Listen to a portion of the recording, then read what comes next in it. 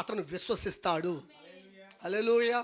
చూడండి, ఆయన ఒకవేళ అన్ని కార్యాలు గనక చేయకపోతే ఆయన సర్వశక్తిమంతుడైన దేవుడు కాదు. ఆమేన్. అయితే ఆయన సర్వశక్తి కలిగినటువంటి దేవుడు అయితే ఆయన అన్ని కార్యాలు చేయగలడు. అందుకే మన చర్చికి ఆ పేరు పెట్టింది. హల్లెలూయా. ఆయన సర్వశక్తి మంతుడు. ఆయన హల్లెలూయా. ఆయనకు అసాధ్యమైంది లేదు. ఆయన సమస్తమును ఏ కార్యమునైనా చేయగలడు ఆయన. హల్లెలూయా.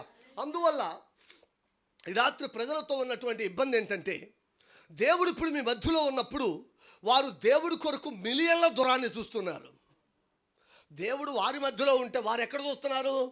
దేవుడినో చెట్టులోనో పుట్టలోనో, లేకపోతే ఆ వేళంగిని మాత దగ్గర, లేకపోతే గుణదల్లోనో, లేకపోతే ఒక సంఘములోనో, ఒక శాఖలోనో, ఒక పాస్టర్లోనో వెతకడానికి చూస్తున్నారు.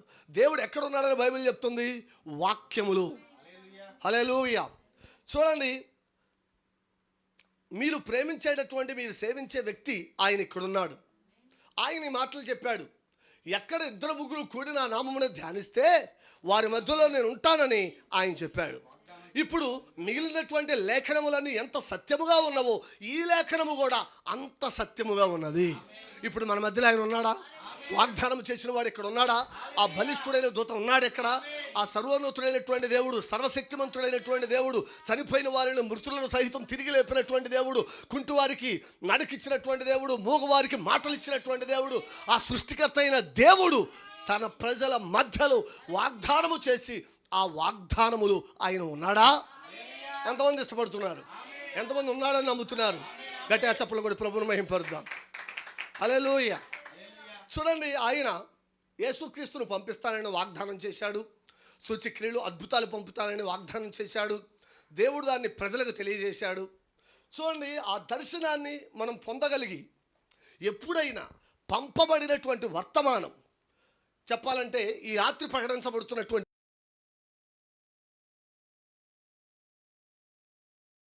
ఎక్కడి నుంచి? ఇది ఒక మనుషుల వల్ల కలిగినటువంటి వర్తమానం కాదు. ఇది దేవుని యొక్క సింహాసనం నుండి, ఆయన నోట నుండి విస్తార జల ప్రవాహముల యొక్క ధ్వని వలె అది మన మధ్యలోనికి వస్తూ ఉన్నప్పుడు ఖచ్చితంగా ఆ దర్శనం పొందగలిగి దాన్ని నువ్వు కనుక విశ్వసిస్తే ఈ రాత్రే నీ జీవితంలో అద్భుతం చూస్తావు. ఈ రాత్రే నీ జీవితంలో స్వస్థతను చూస్తావు. ఈ రాత్రే నువ్వు సందేహించకుండా ఉన్నట్లయితే నీవు దేవుని కార్యాలను చూడగలవా. హల్లెలూయా. ఒకవేళ నమ్మనోడు ఉన్నాడు అనుకోండి, నా విధంగా ఫ్యాన్ షర్ట్ వేసుకొని మీ మధ్యలో నిలబడినా నమ్మరు మీరు. ఆమేన్. హల్లెలూయా.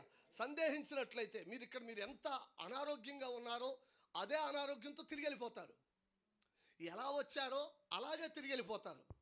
ఇప్పుడు ఆయన మీ సొంత ఇష్టానికి వ్యతిరేకంగా మిమ్మల్ని రక్షించలేడు. ఆయన రక్షణ ముందుగా నువ్వు నమ్మాలి. నువ్వు నమ్మకుండా ఆయన ఏం చేయలేడు. అర్థమవుతుందా? అందుకే ఆయన అన్నాడు, అమ్మ నీ విశ్వాసం నేను స్వస్థపరిచింది వెళ్ళి అన్నాడు ఆయన. హల్లెలూయా. ఆయన మీ సొంత ఇష్టానికి వ్యతిరేకంగా మిమ్మల్ని స్వస్థపరచలేడు. బైబిల్ చెప్తుంది, దేవుని యొద్దకు వచ్చువాడు ఆయన ఉన్నాడని, తన్ను వెదకు వారికి ఫలము దయచేయగలవాడని నమ్మవలేను కదా. ఆమె చెప్తారా? నమ్మవలేను కదా. నమ్మకుండా మీరు వస్తే ఏం ప్రయోజనం? ఈరోజు సంఘ శాఖల్లోకి లేకపోతే ఆరాధనలకి ఇళ్ళలా కూర్చొని నమ్మకుండా వచ్చేస్తూ వలన నువ్వు ఒక వ్యాధిగ్రస్తుడిగా వెళుతున్నావు.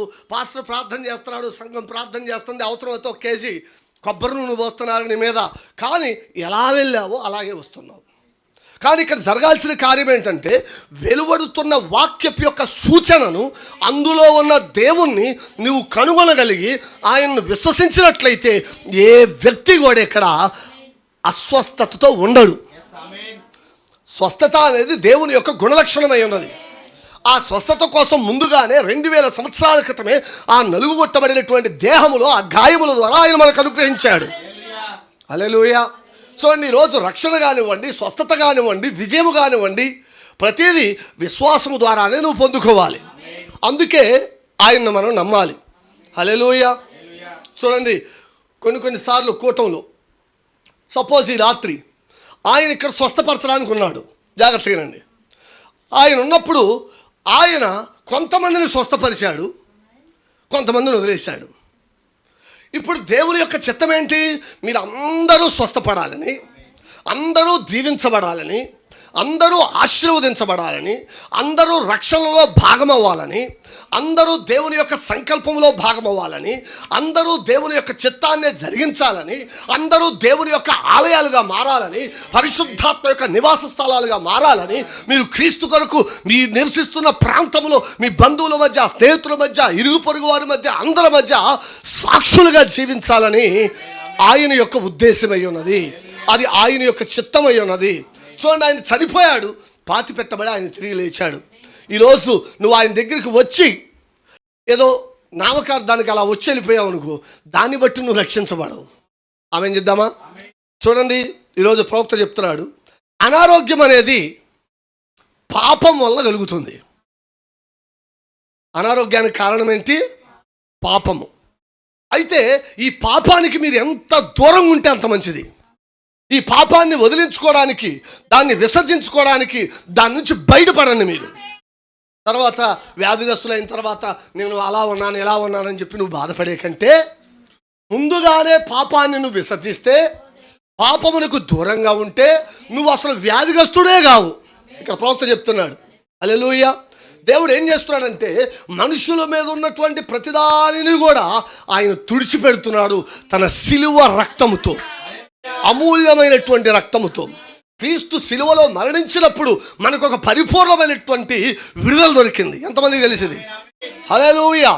క్రీస్తు మరి సిలువ వద్ద క్రీస్తు మరణించిన ద్వారా పాపము నుండి, అనారోగ్యము నుండి, అన్నిటి నుండి విడుదల దొరికింది. మనము దేవుణ్ణి కలిగి ఉండే కారణం ఏంటంటే విడుదల పొందడానికి. పాపము నుండి, శాపము నుండి, రోగము నుండి, మరణము నుండి మనం విడుదల పొందాలి యేసు వద్దకు వచ్చినప్పుడు. ఎందుకంటే ఆయన నిత్య జీవ ప్రదాత ఉన్నాడు, ఆయనే మార్గము, సత్యము, జీవమై ఉన్నాడు, ఆయనే పునరుద్ధానమై ఉన్నాడు. ఒకవేళ నీ సంఘానికి నువ్వు ఎన్ని సంవత్సరాలు వెళ్ళినా నీ జీవితంలో మార్పు అనేది రాకపోతే, ఆయన నీ కోసం మరణించాడని నమ్మకపోతే, ఆయన సిలువలో నీ స్థానాన్ని తీసుకున్నాడని నమ్మకపోతే నువ్వెన్నడూ విడుదల పొందలేవు. ఆచారాలు చేయొచ్చు, సిద్ధాంతాలు చేయొచ్చు, నీ యొక్క సంఘం చెప్పిందంతా చేయొచ్చు, నువ్వు దశంభాగాలు ఇవ్వచ్చు, క్రమంగా రావచ్చు, చక్కగా పాడవచ్చు, ఆరాధించవచ్చు, పరిచర్య చేయొచ్చు, కానీ నువ్వు నమ్మవలసి ఉన్నది. హల్లెలూయా. చూడండి, ఒకరోజు ఒక వ్యక్తి ప్రవక్త దగ్గరకు చక్రాల కుర్చీలో వచ్చాడు, కుంటివాడతను. తన భార్యతో అక్కడికి వచ్చాడు. ఆమె 16 ఏళ్ళుగా చక్రాల కుర్చీలో ఉంది. ఎన్ని సంవత్సరాల నుంచి ఉంది? 16 ఏళ్ళుగా ఉంది. ఆమెను విమానం ద్వారా తీసుకొచ్చారు. అయితే ఆమె కోసం ప్రార్థించినటువంటి కొన్ని క్షణాల తర్వాత ఆమె దేవుణ్ణి మహిమపరుస్తూ ఆమె నడుచుకుంటూ వెళ్ళిపోయింది. హల్లెలూయా. చూడండి, దేవుని కార్యాలు ఎందుకు? వాళ్ళు నమ్మారు కాబట్టి. విమానంలో తీసుకొచ్చి ప్రవక్తను వారు నమ్మి ఆయన స్వస్థత వరం కలిగిన వాడని, దేవుడు అతనితో ఉన్నాడని, అతను ప్రవక్తని నమ్మడాన్ని బట్టి దేవుడు కార్యం చేశాడు. ఈరోజు నువ్వు సేవకుడని నమ్మకపోతే నీలో ఏ కార్యం జరగదు. నువ్వు నమ్మాలి ముందు. నమ్మకుండా నీ కోసం ఎంత ప్రార్థన చేసినా దీవెనలు రావు, స్వస్థత రాదు, ఆశీర్వాదం రాదు. నమ్మకం అనేది ఎలా వస్తుంది? వాక్యం వినుట వలన వస్తుంది. ఏ వాక్యం వినాలి? క్రీస్తును గూర్చి సత్యవాక్యం వినాలి. ఈ కాలపు యొక్క వర్తమానాన్ని వినాలి. ఎందుకు పాస్టర్ గారు ఈ కాలపు యొక్క వర్తమానమే ఎందుకు వినాలి? ఆ వర్తమానాన్ని ఎందుకు ధ్యానించాలి? ఆ వర్తమానాన్ని మేము ఎందుకు గౌరవించాలంటే ఆ వర్తమానమే పరిశుద్ధాత్మై ఉన్నది. ఆ వాక్యమే పరిశుద్ధాత్మై ఉన్నది. ఆ వర్తమానమే నీకు విమోచన కార్యములో నిన్ను భాగస్థునిగా చేస్తుంది. ఆ ముద్రను తెరిచింది ఆ వాక్యమే. హల్లెలూయా. అది నిన్ను విమోచనలో భాగంగా చేస్తుంది, నిత్య జీవానికి వారసునిగా చేస్తుంది. ఆ సిలువ రక్తముతో కూడినటువంటి ఆ 7 కన్నులు 7 కొమ్ములు కలిగినటువంటి ఆ గొర్రె పిల్ల కనుక ఆ విమోచన కార్యమును నీ కోసము నా కోసము చేయకపోతే మనం ఎవ్వరం ఇక్కడ ఉండేవాళ్ళం కాదు. మనం ఎవ్వరం రేపు అక్కడ ఉన్నాం. ఆమేన్. అయితే దేవుడు ఆ కార్యాన్ని చేశాడు. అయితే చేసిన కార్యాన్ని నువ్వు నమ్మాలి. మనుషులు ఎలాగండి, మా సంఘం ఎలాగండి, మా పాస్టర్ ఎలాగండి, వాళ్ళు ఎలాగండి, వీళ్ళు ఎలాగండి అని నువ్వెన్నడూ నీ విశ్వాసానికి అతుకులేసుకోబాకు. అర్థమైందా? పాస్టర్ గారి వైపు చూసావనుకో, పాస్టర్ గారు లేదో బలహీనత ఉంటుంది, ఇంత గద్దించా, పడిపోతావు, అంతే, పడిపోతారు. ఇప్పుడు చూడాల్సింది ఏంటంటే దైవికమైనటువంటి కార్యములోనికి నువ్వు వెళ్ళినప్పుడు దేవుని చిత్తము నీకు అర్థమైంది. హల్లెలూయా. నువ్వు దాంట్లో నిలిచి ఉండాలి. హల్లెలూయా. చూడండి, అయితే ఆమె స్వస్థపడింది, దేవుడు కార్యం చేశాడు, ఆమె చక్కగా దేవుణ్ణి మహింపరుస్తూ వెళ్ళిపోయింది. హల్లెలూయా.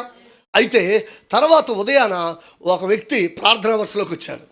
అప్పుడు ప్రవక్త అతని చేతిని పట్టుకున్నాడు. పట్టుకోగానే అతనికి దూత ఇచ్చినటువంటి సూచన తెలియట్లే ఈ వ్యక్తిలోంచి. అప్పుడు ఆయన అన్నాడు, ఓ నీ దగ్గర ఏమీ లేదు, నువ్వు అనారోగ్యంతో ఏమీ లేవు, నా దగ్గరికి ఎందుకు వచ్చావో నాకు తెలియదు అన్నప్పుడు అతను అంటే తల ఉంచుకొని ఏడుస్తూ ఉన్నాడు అతను. అప్పుడు ప్రవక్త అన్నాడు, ఏ కంపనాలు లేకపోయేసరికి అతను ఏడుస్తున్నప్పుడు ఇప్పుడు ఆయన అంటున్నాడు, బ్రదర్ బ్రహ్మాం, నేను ఒక వేషధారి పాత్రను పోషించాను. మీరు పేదవాళ్ళని నాకు అర్థమైంది. పాస్టర్ గారిని అంటున్నాడు, నేను మీకు దేవునికి ఒక చిన్న కానుక ఇవ్వాలనుకుంటున్నాను. అప్పుడు ప్రవక్త ఏమన్నాడు తెలుసా, నీవు స్వస్థత పొందినందుకు కానుక ఇచ్చేటట్టయితే నాకు వద్దు. అర్థమైనా? నేను కొత్త వాళ్ళ దగ్గరికి వెళ్ళినప్పుడు నేను కానుక తీసుకోను, తెలుసుగా మీ అందరికీ. నా సంఘం, నేను ఎక్కడ వాక్యాన్ని పెడుతున్నానో, ఎక్కడ ప్రభురాత్రి భోజనాన్ని ఇస్తున్నానో, నా సంఘస్థుల దగ్గర నేను అడిగి తీసుకునే హక్కు ఉంటుంది. ఆమేన్. బయట వాళ్ళ దగ్గర మరి స్వస్థత దేవుడు ఆ కార్యం చేశాడు. ఇప్పుడు ఇక్కడ ఇంకా ప్రవక్త ఏమంటున్నాడు చూద్దాం. ఆయన మరి కానుకలు నేను కానుక ఇవ్వాలనుకుంటున్నాను, నీకంటే నేను స్వీకరించను, దేవునికి ఒక చిన్న కానుక నాకు వద్దు. సరే, ఇక్కడ ఒక చెక్ ఉంది, కేవలం మీరు ప్రార్థించినందుకు కాదు కానీ 16 ఏళ్లుగా అంగవైకల్యంతో ఉన్న నా తల్లి ఈరోజు స్వస్థపరిచింది. అప్పుడు ఆయన ఏమన్నాడు తెలుసా, నేను నీ తల్లిని స్వస్థపరచలేదు. ఏం సేవకుడండి, క్రీస్తే ఆమెను స్వస్థపరిచాడు. ఒక ప్రార్థన కోసము ఒక భార్యాభర్తలు ఒక చోటుకి వెళ్ళారు. ఎవరో చెప్పారు నాకు, మా బంధువులే. వెళితే వాళ్ళకి పిల్లలు లేరని ప్రార్థించడానికి వెళ్తే పాస్టర్ గారు 10,000 అడిగాడంట.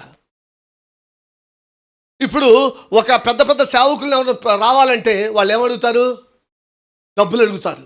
నాకు ఎంత ఇస్తే వస్తా. కొంతమంది పాటలు పాడేవాళ్ళు కానీ కొత్త సేవకులు కానీ నాకు ఎంత ఇస్తే వస్తానండి, ఉచితంగా మేము ఎట్లా ప్రకటించగలం, మాకు ఖర్చులు ఉంటాయి, నా చుట్టూ పెద్ద ట్రూప్ ఉంటుంది. ఎవరో నాకు చెప్పారు, ఆ స్టీవెన్సన్ గారు, మరి అంటే నేను పేరు చెప్తున్నాను, బాధపడబాకండి, ఊరికి అర్థం అవ్వాలని మీకు తెలుస్తుందని చెప్తున్నాను. ఆయన నేను తక్కువ చేయాలని కాదు, ఆయన లెక్క ఆయన చెప్పుకుంటా, నాకే సంబంధం లేదు. చూడండి, ఆయన 25,000 30,000 అడుగుతాడంట. ఎందుకంటే ఆయన ట్రూప్ ఉంటుంది, కీబోర్డు ప్యాడ్ అన్నీ ఆయన తెచ్చుకుంటాడు, చక్కగా పాటలు పాడి వెళ్తాడు ఖర్చుల కోసం. చూడండి, చాలామంది సేవకులు కూడా అలా ఉన్నారు. ఆమె చూడండి, అయితే ఇక్కడ ప్రవక్త ఏమంటున్నాడంటే, స్వస్థపరిచింది నేను కాదు, స్వస్థపరిచింది దేవుడు. నీ కానుక నాకు అవసరం లేదు, దేవుడు నాకు ఉచితంగా వరం ఇచ్చాడు, ఆ వరాన్ని ఉచితంగా పనిచేస్తున్నాను.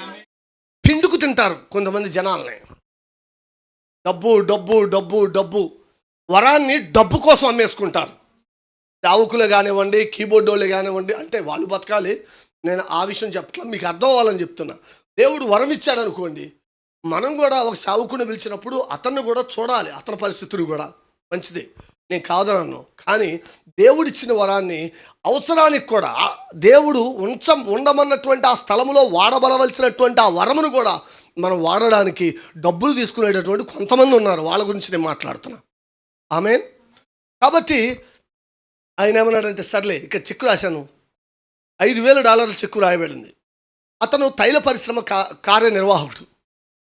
నేను దాన్ని చించేశాను, నాకేది ఎక్కర్లేదు, మీరు చూడండి, నాకు కావాల్సింది ఏంటో తెలుసా, మీ విశ్వాసం. అతను గట్టిగా చప్పట్లు. హల్లెలూయా. మీ విశ్వాసమే మీ జీవితాల్లో కార్యం చేస్తుంది. హల్లెలూయా. కాబట్టి ప్రవక్త అంటున్నాడు, రాబోయేటటువంటి దినాలలో మృగము యొక్క ముద్ర కింద ఎవరైతే ఉంటారో వారు మాత్రమే కొనుగోలు కానీ అమ్మడం కానీ కొనడం కానీ జరుగుతుంది. ఇప్పుడు భూమి మీద ఉన్నటువంటి డబ్బు రేపటి దినాలలో బహుశా మరో 10 సంవత్సరాలు అయిపోద్దేమి ఉండదు. ఎప్పుడూ కూడా అది నీకు ఉపయోగంలోనికి రానే రాదు. మన ఇండియా డబ్బు పక్క దేశానికి వెళ్తేనే చెల్లదు. అర్థమవుతుందని చెప్పింది. కాబట్టి ఇక్కడ ప్రవక్త అంటున్నాడు, ఆ మృగము యొక్క ముద్ర ఎంచుకున్నప్పుడు ఆ వ్యక్తే కొనడం కానీ అమ్మడం కానీ జరుగుతుంది.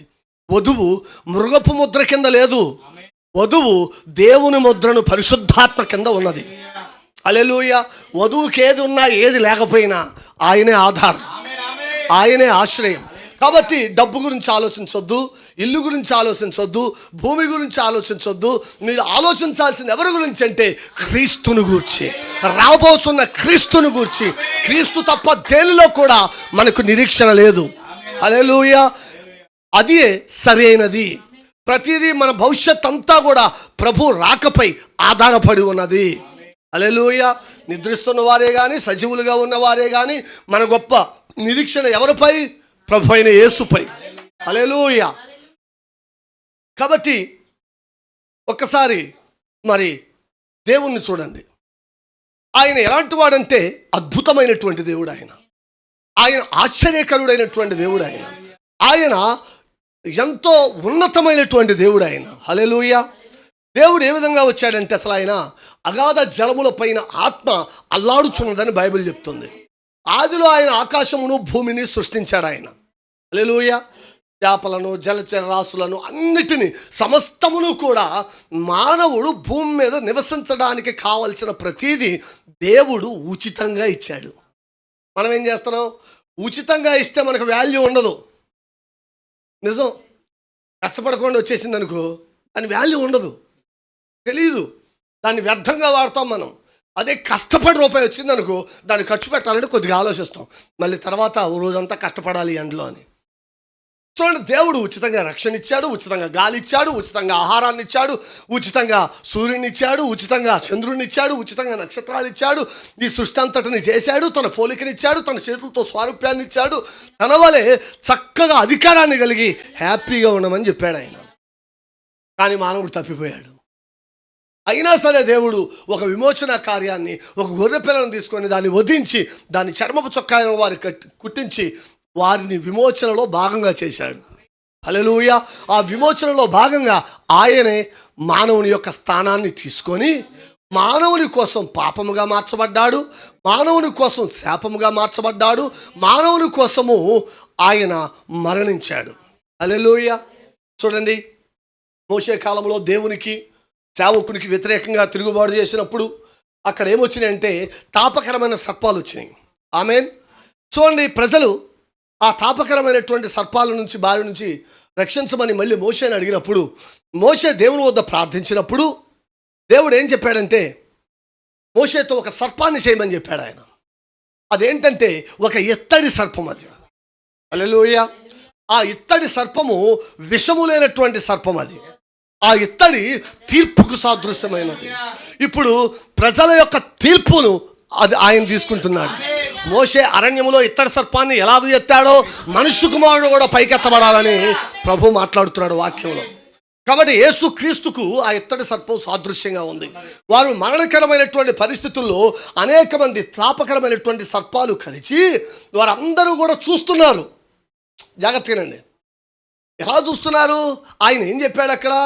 ఎవరైతే నిదానించి దాన్ని చూస్తారో, విశ్వాసముతో దాన్ని చూస్తారు, అప్పుడు మీరు రక్షించబడతారు. పక్కనోడు రక్షించబడ్డా, ఆడేం చేస్తున్నాడు, ఈడేం చేస్తున్నాడు, మనకి ఎప్పుడు పక్కనోడు మీదే.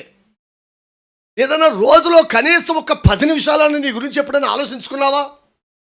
ప్రార్థన చేసేటప్పుడైనా ఈ దినంలో నేనేం చేశాను, నేను ఎక్కడ అవిధేయుడిగా ఉన్నాను, నేను ఎక్కడ సరిచేయబడాలి, ఎక్కడ జారిపోయాను, ఎప్పుడైనా ఆలోచించావా? ఆడేం చేస్తున్నాడు, ఈడేం చేస్తున్నాడు, ఫోన్లు వచ్చిన కాడ నుంచి సొల్లు కబుర్లు వేసుకోవటం, ముసలమ్మ ముచ్చట్లు వేసుకోవటం, ఫోన్లో గంటల గంటలు video calls, audio calls, chattings, వ్యర్థమైన సంభాషణలు, సమయం అంతా దొంగిలించడం. అర్థమవుతుందా?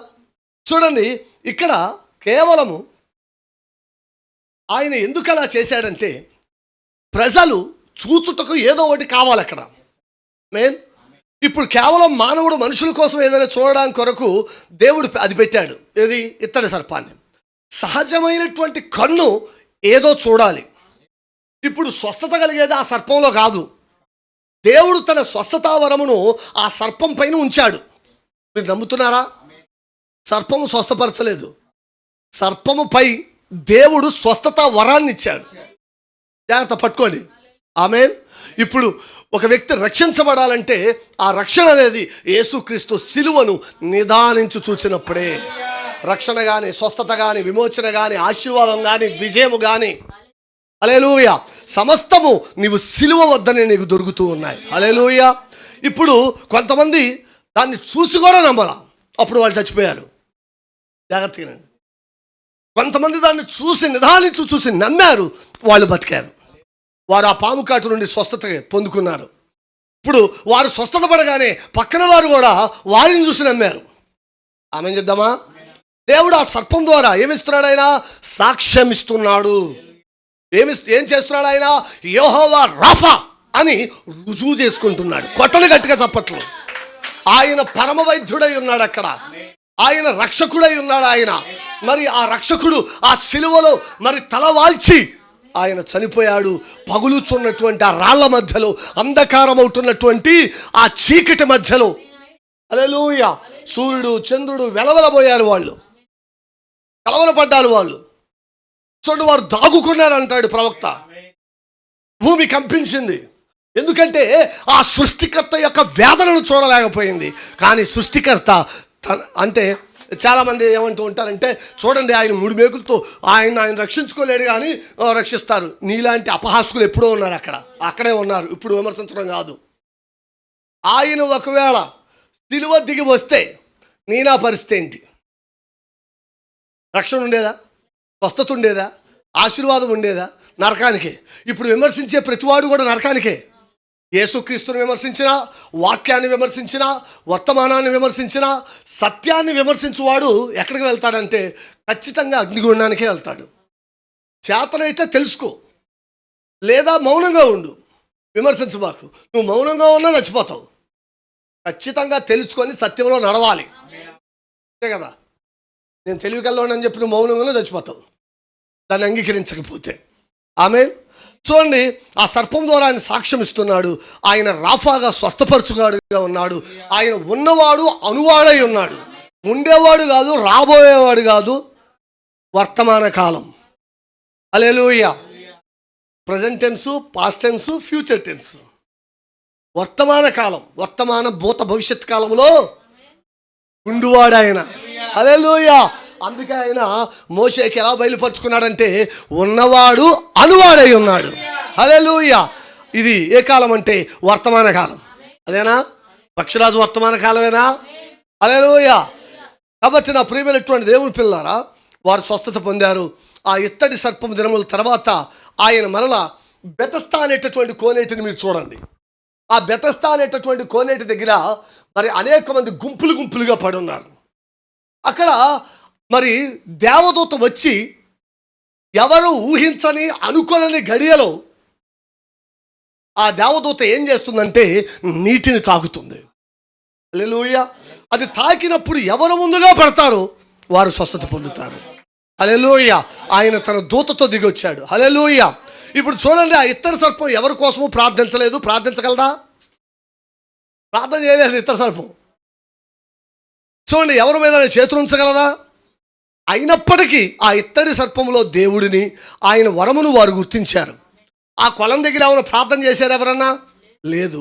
కానీ దేవుడు తన దేవదూతను ఆ కొలనుపై ఉంచాడు. దాన్ని గుర్తించి దానిలో ప్రవేశించిన ప్రజలు స్వస్థత పొందారు.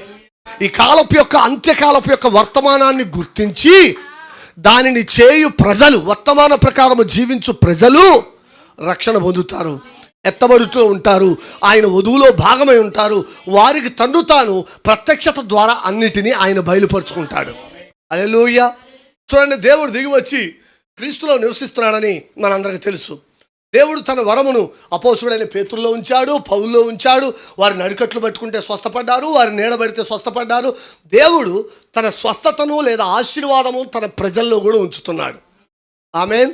ఆయన క్రీస్తులో ఉన్న దేవుడు, ఆయన వాక్యములో ఉన్న దేవుడు, ఆయన తన నమ్మిన సంఘములో ఉన్నటువంటి దేవుడు. హల్లెలూయా. ఆయన సేవకులలో ఉన్నటువంటి దేవుడు. హల్లెలూయా. కాబట్టి ఇక్కడ మనం ఆయన్ని అద్భుతమైనటువంటి వాడిగా గుర్తించాలని ప్రభు పేరట మనవి చేస్తున్నాం. ఆమేన్. ఆయన ఎలాంటి వాడండి? అద్భుతమైన వాడు. ఆయన కృప ఎలాంటిదండి? అద్భుతమైనది. ఆయన కార్యాలు ఎలాంటివి అండి? అద్భుతమైనవి. అందుకే ప్రవక్త అంటాడు, ఆయన చిత్ర విచిత్రములు కలిగిన దేవుడు అంట. ఏ దేవుడు? ఆ హాగరు పేరు పెట్టింది చూస్తున్న దేవుడు అని.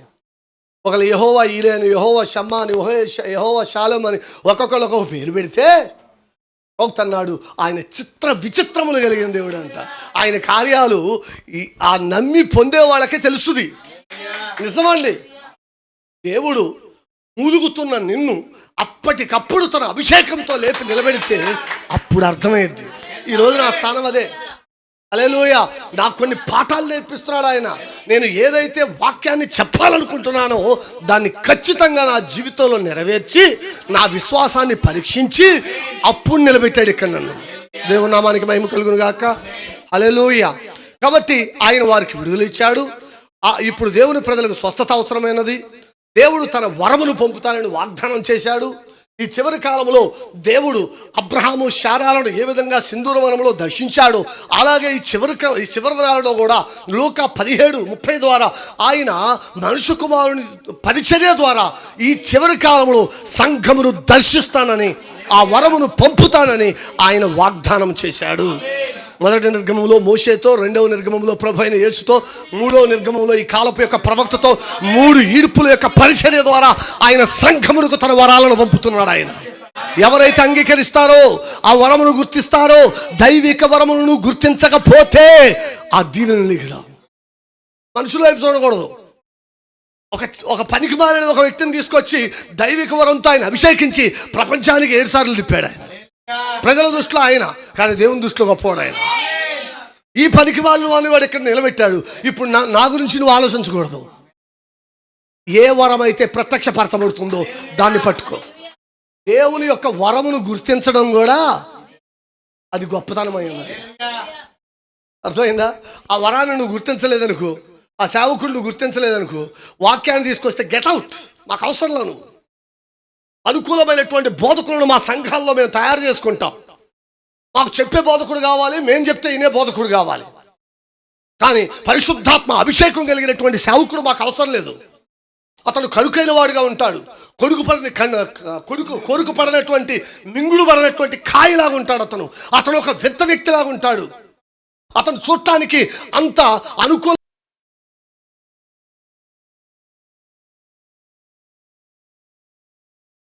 క్షమించండి, నీ పేరు మాత్రం పెట్టుకుంటాం, కానీ నీ క్రియలు కానీ నీ విశ్వాసం కానీ మాకు అవసరం లేదు. ఎందుకంటే నిన్ను బయటికి నెట్టేశాం. యేసుక్రీస్తు లవోదికయ సంఘంలో ఎక్కడున్నాడు? వెలుపల నుండి తలుపు కొడుతున్నాడు. ఈరోజు సోదరుడా, సహోదరి, నువ్వు పరిశీలన చేసుకో. నీ ఇంటిలో యేసున్నాడా? నీ సంఘములో యేసున్నాడా? నీ గుండె గుడిలో యేసున్నాడా?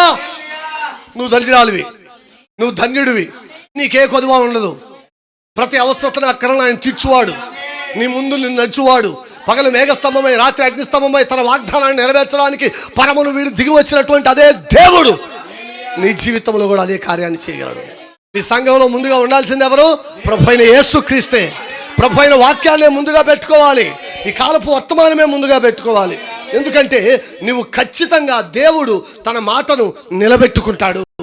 ఆయన మాట తప్పేవాడు కాదండి. అవునా? ఖచ్చితంగా ఆయన చేస్తాడా? మీ జీవితాల్లో ఎన్ని అద్భుతాలు చేశాడు. మీరు ఎంతమంది సాక్షులుగా ఉన్నారు ఇక్కడ కూర్చున్న వాళ్ళు. దేవుడు మిమ్మల్ని దీవించును గాక. హల్లెలూయా. చూడండి, దేవుడు తన కోసం ఏమి చేశాడో మాట్లాడడానికి యేసు సముద్ర తీరానికి వెళ్ళాడు. అక్కడ ఆమేన్. ఆయన మాట్లాడింది వినడానికి నేను ఇష్టపడతాను. ఈ ఉదయము ఆయన మాట్లాడింది నేను వినడానికి ఇష్టపడుతున్నాను. ప్రవక్త అంటున్నాడు, ఇప్పుడు ఆయన మాట్లాడింది మీరు వినాలనుకుంటున్నారా? ఇంత టైం తీసుకుంటాడు, అంత తీసుకుంటాడు, అదేం చెప్తున్నాడు, అట్లా బోధ ఇట్లా బోధ అనుకుంటారా? ఒక పరిశుద్ధాత్మ యొక్క నాయకత్వం క్రింద ఉన్నటువంటి వ్యక్తి చెప్పమన్న ప్రతి సంగతిని సంఘానికి ఖచ్చితంగా చెప్పాలి. ఇప్పుడు ఒక సంఘ పెద్దను పొగడానికో లేకపోతే మరొకరిని అసలు నేను చెప్తున్నానండి, పరిశుద్ధాత్మ మీ దగ్గరికి వస్తే హెచ్చరిస్తుందంటే. పరిశుద్ధాత్మ కుమ్మరించబడినటువంటి పెద్ద చెప్పాలి వచ్చింది. ఆ పరిశుద్ధాత్మతో నింపబడినటువంటి పేతురు, మీరు యేసుని సిలువేశారు, ఆయనేమో ప్రభువుగా నియమించాడు. హృదయం ముందు కొయ్యబడ్డారు. పరిశుద్ధాత్మ ఏం చేసింది? అక్కడ హృదయాన్ని కోసింది. మాకు అవసరం లేదు ఆ గాయం నాందు. దాన్ని కోసి దానిలో ఉన్నటువంటి ఆ చెడంతటిని పిండి వేస్తేనే కానీ నీకు స్వస్థత రాదు. నువ్వు నమ్మగలిగితేనే అది కూడా. నేను గాయపరుస్తున్నానని వేరే ఆలోచన కలిగి ఉన్నావు అనుకో, నా గురించే బోధిస్తున్నారు, నా గురించే అనుకున్నావు అనుకో, ఇక నేను ఎవడు బాగు చేయలేడు. చూడండి, వెలువడుతున్న వాక్యాన్ని నువ్వు తీసుకోగలిగినప్పుడు, ఆ గాయమును అంగీకరించగలిగినప్పుడు, ఇప్పుడు వాళ్ళందరూ వచ్చి అన్నారు, అందరూ కాదు, అక్కడ ఉన్న కొద్ది మంది మాత్రమే, అయ్యా ఇప్పుడు మమ్మల్ని ఏం చేయమంటావు? ఈ ప్రశ్న రావాలి నీకు. వాక్యం విన్న తర్వాత, ప్రభువా ఇప్పుడు నన్ను ఏం చేయమంటావు? వాక్యం చెప్పిన తర్వాత, సేవకుడా నన్ను ఏం చేయమంటావు? మీరు మారు మనసు పొంది పాపక్షమాపణ నిమిత్తం ప్రతివాడు యేసుక్రీస్తు నామములో బాప్తిసం పొందండి. అప్పుడు మీరు పరిశుద్ధాత్మను పొందుతారు. మీరు పైకి కిందకి ఎగడం వల్ల పరిశుద్ధాత్మను పొందరు. వాక్యాన్ని నెరవేర్చడం వలన పరిశుద్ధాత్మను పొందుతారు. వాక్యమును విశ్వసించడం వలన పరిశుద్ధాత్మను పొందుతారు. విశ్వసించిన దానిని మీరు చేయటం వలన, బహిరంగ సాక్ష్యము వలన మీరు పరిశుద్ధాత్మను పొందుతారు. ఇప్పుడు పరిశుద్ధాత్మ మిమ్మల్ని ఎక్కడికి నడిపిస్తుంది? ఆది అపోస్తుల యొక్క బోధలోకి నడిపిస్తుంది. ఈ కాలపు యొక్క వర్తమానం మిమ్మల్ని ఎక్కడికి నడిపిస్తుంది? ఆది అపోస్తుల యొక్క బోధ దగ్గరికి మరలా తిరిగి తీసుకెళ్తుంది. మన పితరుల యొక్క బోధ దగ్గరికి తీసుకొని వెళుతుంది. యెహోవా నియమించినటువంటి ఆ భయంకరమైనటువంటి ఆ మహాదినము రాకమునిపే తండ్రుల హృదయము, పిల్లల హృదయమును తండ్రుల తట్టు తిప్పుతుంది. అది ఈ కాలపు యొక్క పరిచర్య. ఆది అపోస్తులు అనేటువంటి తండ్రుల వద్దకు తిప్పుతుంది. అప్పుడు ఆ పరిచర్య ఎలా ఉంది చెప్తా. రాబోయే దినాలలో సంఘంను కూర్చిపట్టుకుంటా. సంఘం ఎక్కడ ప్రారంభమైంది, దాని విధానాలు ఏంటి? సంఘము ఖచ్చితంగా దేని మీద నిలబడాలి? వాక్యం మీద మాత్రమే నిలబడాలి. వాక్యపు పునాది మాత్రమే సంఘానికి ఉండాలి. అప్పుడు పడిపోదు. నీ ఆత్మీయ జీవితం కూడా అంతే. వాళ్ళ మీద వీళ్ళ మీద కోపంతో నువ్వు వచ్చావు అనుకో, పడిపోతావు. అందుకే నేను అందరూ రమ్మన్నాను ఎవరిని. ఎందుకో తెలుసా? వాక్యము నీ జీవితాన్ని మలచి, నీ జీవిత హృదయాన్ని సరిచేసి, అయ్యా ఇప్పుడు మమ్మల్ని ఏం చేయమంటావు? బాప్తిసం పొందండి, మారు మనసు పొందండి, అపోస్తుల బోధ ఎందును, సహవాసం ఎందును, ప్రార్థన ఎందును, రొట్టె విరుచుట ఎందును ఏడ తెగక ఉండండి. నా పిల్లలను కూడా నేను బలవంతం చేయలే. నన్ను బలవంతంగా ఎవరు చేయలేదు. వాక్యం విన్నాను, నా జీవితం మారింది, ఇళ్ళకి నిలబడ్డా. హల్లెలూయా. ఇప్పుడు కూడా అంతే. యేసు ఆయన మాట్లాడింది మనం వినాలి. ఎప్పుడు కూడా చాలామంది మాట్లాడింది ఎదుటోళ్ళు చెప్పేది వినరు, అవుతానే ఉంటారు. అప్పుడు ఏమైంది? టాపిక్ అంతా గందరగోళంగా అస్తవ్యస్తంగా అవుతుంది. ఎదుటి వ్యక్తి నీకు ఏ మేలు చేయాలనుకుంటున్నాడో, ఏమి చెప్పాలనుకుంటున్నాడో దాన్ని నువ్వు వినలేనప్పుడు ఏ పని సక్రమంగా జరగదు. అన్ని పనులు డిస్టర్బే. అర్థమవుతుందా? బయట ఉన్న ఎవరు వస్తున్నారా? వినాలి. ముందు దేవుడు ఏం మాట్లాడుతున్నాడు మనతో. దేవుని కలుసుకోవాలి. దేవునితో ఒక అనుభవం కావాలి నీకు. పరిశుద్ధాత్మతో ఒక అనుభవం కావాలి నీకు. వాక్యముతో ఒక అనుభవం కావాలి నీకు. నీవు ఆ వాక్యపు యొక్క ప్రత్యక్షతను క్రీస్తు ద్వారా పొందుకోవాలి. ఇది లేకుండా నిత్యత్వపు యొక్క గడపను కూడా తొక్కలేవు నువ్వు. ఏదండి ఆ సంఘాలు ఎలాగూ, మనుషులు ఎలాగూ, నేను చెప్తున్నాను. అసలు ఆ ఆలోచన మానేయండి. ముందు విధానం మానేయండి. వచ్చామా, చక్కగా ఆరాధించామా, నిన్ను నువ్వు తవ్వుకున్నావా, కడుక్కున్నావా, శుభ్రపరుచుకున్నావా, వాక్యం మాట్లాడిందా, కొయ్యబడ్డావా, ఆ గాయం అంటానికి ఏం చేయాలి పాస్టర్ గారు అన్నావా, ఆయన పాదాల మీద పడ్డావా? పాస్టర్ గారి పాదాలు కాదు, యేసయ్య పాదాలు. హల్లెలూయా. చూడండి, ప్రజలు దేవుని వాక్యం వినడానికి ఆయనపై ఒత్తిడి తీసుకొచ్చారంట. అక్కడ ఎందుకు? రొట్టెలు పెంచాడు ఆయన, అద్భుతాలు చేశాడు ఆయన, ఆశ్చర్యకార్యాలు చేశాడు ఆయన, సూచక్రియలు జరిగినాయి. ఇప్పుడు ఆయన వద్దుంటే ఎవ్వరికి ఏ కొదువా లేదు ఆయన. హల్లెలూయా. ఆయన సమకూర్చువాడు యెహోవా ఈరే. ఆనాడు ఇజ్రాయేలును ఆకాశపు మన్నాతో పోషిస్తే ఆయన 5 రొట్టెలు 2 చిన్న చేపలు 5,000 మందికి పెట్టగా 12 గంపలకి ఎత్తాడు ఆయన. ఆయన దగ్గర ఏ కొదువా లేదు. కాకపోతే మనం వెళ్ళే విధానం తప్పు, దేవుణ్ణి కలుసుకునే విధానం తప్పు. ఆమేన్. ప్రజలు ఆయన వాక్యం వినడానికి ఇష్టపడ్డారు. వినుట ద్వారా దేవుని మాటను వినడం వల్ల మన విశ్వాసం కలుగుతుంది. అయితే అది సరైందేనా? నువ్వు వింటున్నటువంటి బోధ సరైందేనా? నువ్వు వెళుతున్న సంఘము సరైందేనా? నువ్వు వెళుతున్నటువంటి పాస్టర్ ఒక అభిషేకించబడిన వాడా, ఒక పిలుపు కలిగిన వాడా, ఒక ఏర్పాటు కలిగిన వాడా, ఒక మాదిరికరమైన జీవితాన్ని జీవించువాడా? నా గొర్రెలు నా స్వరం వింటాయి అంతే. గొర్రెలు కాదు, మనం తోడేళ్ళు, లేకపోతే ఒంటెలు, గేదెలు, కుక్కలు అన్నీ పోగు చేసుకోవసరం లేదు. ఆయన మనల్ని గొర్రెల కాపరు. ఆయన మనం కూడా గొర్రెల కాపరులు అంతే. మనకు మిగతా వద్దు. వచ్చిన కాంచి పోట్లాటలు తప్ప, గొడవలు తప్ప ఏముండవు. అర్థమైంది? ఏం కావాలి? విధేయత చూపేవాళ్ళు కావాలి. వాక్యాన్ని విమర్శించువారు కాదు, కానీ వాక్యమునకు విధేయత చూపి సత్యమును ఉన్నదన్నట్లుగా అంగీకరించి దాని మీద జీవించు వారిని మరి దేవుడు కొనిపోబోతున్నాడు. ఎంతమందికి ఇష్టం? ఏ మాటలు వింటున్నావు? ఏ స్వరాలు వింటున్నావు? ఈ కడవరి దినములలో ఒక దైవ స్వరం వినబడింది. ఆ దైవ స్వరమే పక్షిరాజు యొక్క స్వరమై ఉన్నది. ఆ ఎగురుచున్న 4వ జీవి ఎగురుచున్న పక్షిరాజు స్వరం అది. ఆ స్వరము నిన్ను పిలుస్తుంది. సంఘశాఖల్లో నుండి, అబద్ధ బోధలలో నుండి, స్త్రీ బోధలో నుండి, పాపములో నుండి, శాపములో నుండి, మతములో నుండి, అబద్ధములో నుండి, మోసములో నుండి, పండగలలో నుండి, ఆచారాల్లో నుండి, ఇంకా ముగ్గురు దేవులలో నుండి. చూడండి, నీ సంఘం ఏది చెప్తుందో అది చేయటం కదా. అది వాక్యం ఏమిటనే అది చేయి. నా చిన్న సంఘానికి కూడా నేను అదే చెప్తాను. నేను చెప్పేది వాక్యం అయితే దాన్ని అనుసరించండి. ఆమె చెప్తారా? హల్లెలూయా. కాబట్టి ఆయనే భూమి మీద ప్రత్యక్షపరచబడినటువంటి వాక్యమై ఉన్నాడు. యేసక్కడ నమ్ముతున్నారా?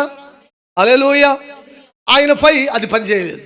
నది వద్ద కూడిక జరుగుతుందని వారు విన్నారు కాబట్టి వారు నది దగ్గరికి వెళ్ళారు. కొంతమంది సహోదరులు వారు ఉదయం దున్నటానికి వెళ్ళలేదు, పనులకు వెళ్ళలేదు, ఎక్కడికి వెళ్ళలేదు. వాళ్ళు క్రీస్తు మాట వినడానికి నది వద్దకు వెళ్ళారు. చూడండి, ఈరోజు స్వస్థత తమ కొరకే ఆ కార్యాన్ని దేవుడు చేస్తాడని ఆ నమ్ముతూ వారు వెళ్ళారు అక్కడికి. హల్లెలూయా. కొంతమంది ఏమో ఎవరికి స్వస్థత కలుగుద్దో చూద్దామని వెళ్ళారు, వాళ్ళు నమ్మలేదు. అందుకే వాళ్ళకి జరగలేదు. అది ఎవరిదో ఏదో జరుగుద్దు చూద్దామని వెళ్ళారు. ఏదో భోజనాలు పెడితే వెళ్ళాం, లేకపోతే ఏదో మీటింగ్లు పెడితే వెళ్ళాం బైబిల్ పట్టుకొని, లేకపోతే ఎవరో పెద్ద పాస్టర్ వస్తున్నాడంటే వెళ్ళాం. కానీ నమ్ముతూ వెళ్ళలేదు నువ్వు అక్కడికి. ఆయన క్రీస్తుని నమ్మలేదు నువ్వు. చూడండి, వరముల యొక్క పునరుద్ధరణపై వారికి నమ్మకం లేదు. ఆ గొంగళ పురుగులు, పసర పురుగులు, మిడతలు, మరి ఆ చీడ పురుగులు తినివేసినటువంటి పంటను మరలా ఈ చివరి కాలంలో దేవుడిస్తాను వాగ్దానం చేశాడు. ఆ వధువు వృక్షము యొక్క పునరుద్ధరణను కూర్చున్నటువంటి నమ్మకం లేకుండా నువ్వు గనక వర్తమానంలోకి వచ్చినా ఏం ప్రయోజనం లేదు. గాలోడు తిరిగినట్లుగా తిరుగుతూ ఉంటావు. ఆ సంఘం ఈ సంఘం, ఆ సంఘం ఈ సంఘం. ఎట్టి పరిస్థితుల్లో ఒక స్థిరమైన విశ్వాసిగా నువ్వు ఉండలేవు. ఏ సంఘంలో ఒక విశ్వాసి ఖచ్చితంగా తనను మరి దేవునికి లెక్కప్ప చెప్పవలసినటువంటి ఒక సేవకుడిని కలిగి ఉండాలి. అలాగే ఒక సంఘాన్ని కలిగి ఉండాలి. గత వారం ఆదివారం విన్నామా? ఆమెన్ సంఘమా? హల్లెలూయా. చూడండి, ఈరోజు నువ్వు దేవుని దగ్గరికి వచ్చేటప్పుడు ఈరోజు దేవుడు నాతోనే మాట్లాడతాడని రావాలి. నువ్వు ఒక వ్యాధిగ్రస్తురాలుగా ఉంటే ఈరోజు దేవుడు నన్ను స్వస్థపరుస్తాడని రావాలి. నువ్వు ఏదైనా అవసరత ఉంటే ఈరోజు దేవుడు నా అవసరత తీరుస్తాడని రావాలి. ఆ విశ్వాసం నీకు లేకపోతే నువ్వు నీ జీవితంలో ఏ కార్యాన్ని పొందలేవు. వారు వచ్చారులే కానీ వారికి అంత నమ్మకం లేదు. అలా అని వారు ఉండిపోలా, వారు వినటానికి వచ్చారు. చూడండి, వారు దేవుని కుమారుడని ఆయన విశ్వసించలేదు. దేవుడు ఆయనలో తనను తాను ప్రత్యక్షపరుచుకొని దానిని అద్భుతములు సూచక్రియల ద్వారా ఆయన నిరూపించాడు. అయినా అపహాస్యం చేసేటటువంటి ప్రజలు అక్కడ ఉన్నారు. ఆమె చెప్దామా? పరిసయ్యులు, శాస్త్రులు, సద్దుకయ్యులు, హెరోదీయులు ఎప్పుడూ కూడా వారు అపహాస్యం చేయడానికి రెడీగా ఉన్నారు ఆ సంఘాన్ని. ఇక్కడ చూడండి, ప్రవక్త అంటున్నాడు ఈ చివరి దినాలలో కూడా అపహాస్యం చేసేటటువంటి సంఘం ఉంటుందని ఆయన ఈ చివరి దినాలలో వాగ్దానం చేశాడు. ఎవరిని అపహాస్యం చేస్తారు? నిజమైనటువంటి వాగ్దానం కలిగినటువంటి సంఘాన్ని. అపహాస్యం చేసేటటువంటి ఆ సంఘం ఉంటుందని ఆయన చివరి రోజుల్లో వాగ్దానం చేశాడు. మనం వాటిని కలిగి ఉన్నాం. అయితే ఆయన మరొక వాగ్దానం చేశాడు, సూచక్రియలను వెంబడించేటటువంటి సంఘము కూడా ఉంటుందని ఆయన వాగ్దానం చేశాడు. మీరు ఎక్కడున్నారు? సూచక్రియలను వెంబడించేటటువంటి ఆ సంఘములో మీరు ఉన్నారా? లేక అందరినీ అపహాస్యము చేసే సంఘాల్లో ఉన్నారా? పండగలు, ఆచారాలు, సిద్ధాంతాలు. పాస్టర్ గారు ఎప్పుడైనా సరే ఆ పక్క సంఘాలను విమర్శించినప్పుడు ఆమె నీ దగ్గరికి ఆ వాక్యం సూటిగా వచ్చినప్పుడు నా గురించే మాట్లాడుతున్నాడు. అయిపోయింది. ఎవరైనా పాస్టర్ గారు వచ్చారంటే ఆ పాస్టర్ గారికి ముందుగానే ఏం చేస్తారంటే సేవకులకి, అంటే ఇక్కడ పరిస్థితి ఉంది, ఈ దశభాగాలు సరిగ్గా ఇవ్వట్లేదు, మా చర్చ్ ఇట్టు ఉంది, ఆ చర్చ్ గురించి చెప్పండి. లేకపోతే దశమ భాగాల గురించి చెప్పండి, లేకపోతే చుట్టుపక్కల ఇన్ని సంఘాలు ఉన్నాయి, మా సంఘమే గొప్పది, మిగతా సంఘాలని. అది నేను నా పరిచర్యలు చెప్తున్నా. నేను పిలిచిన ఏ సేవకుడికి కూడా ఇలాంటి మాటలు ఎప్పుడు చెప్పలేదు. దేవుడు మీ హృదయంలో ఏ ప్రేరణ ఇస్తాడో, ఎంతవరకు బోధిస్తాడో, ఏమి చెప్పాలనుకుంటున్నాడు సంఘానికి, మేము ప్రార్థన చేసాం, మీరు మాట్లాడుకోండి. దేవుడు మీ ద్వారా మాట్లాడాలని మేము కోరుకుంటున్నాం. అంతేగాని వాళ్ళు అలాగండి వీళ్ళు ఎలాగండి అని చెప్పి కూర్చొని ఏడ్చేసి కళ్ళు ఆ పాస్టర్ల పాదాలు కడగానే వాళ్ళు మారిపోతారు. పొద్దునేమో గాడ్ బ్లెస్ యు బ్రదర్, దేవుడు నేను బహుగా వాడుకుంటాడు అన్నాడు.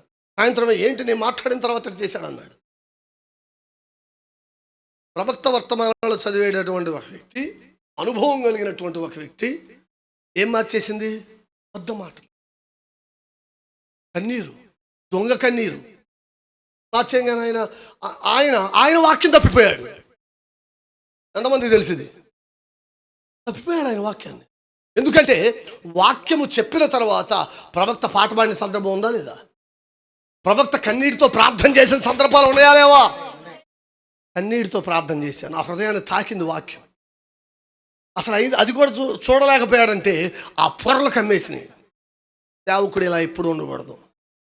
ఎవరో దశమ భాగాలు ఇస్తున్నారని, ఎవరో భోజనం పెడుతున్నారని, ఎవరో బట్టలకు డబ్బులు ఇచ్చారని, ఎవరో పొగుడుతున్నారని చెప్పి పొగిడేవాడికే కౌంటర్ గట్టిగా ఇవ్వాలి.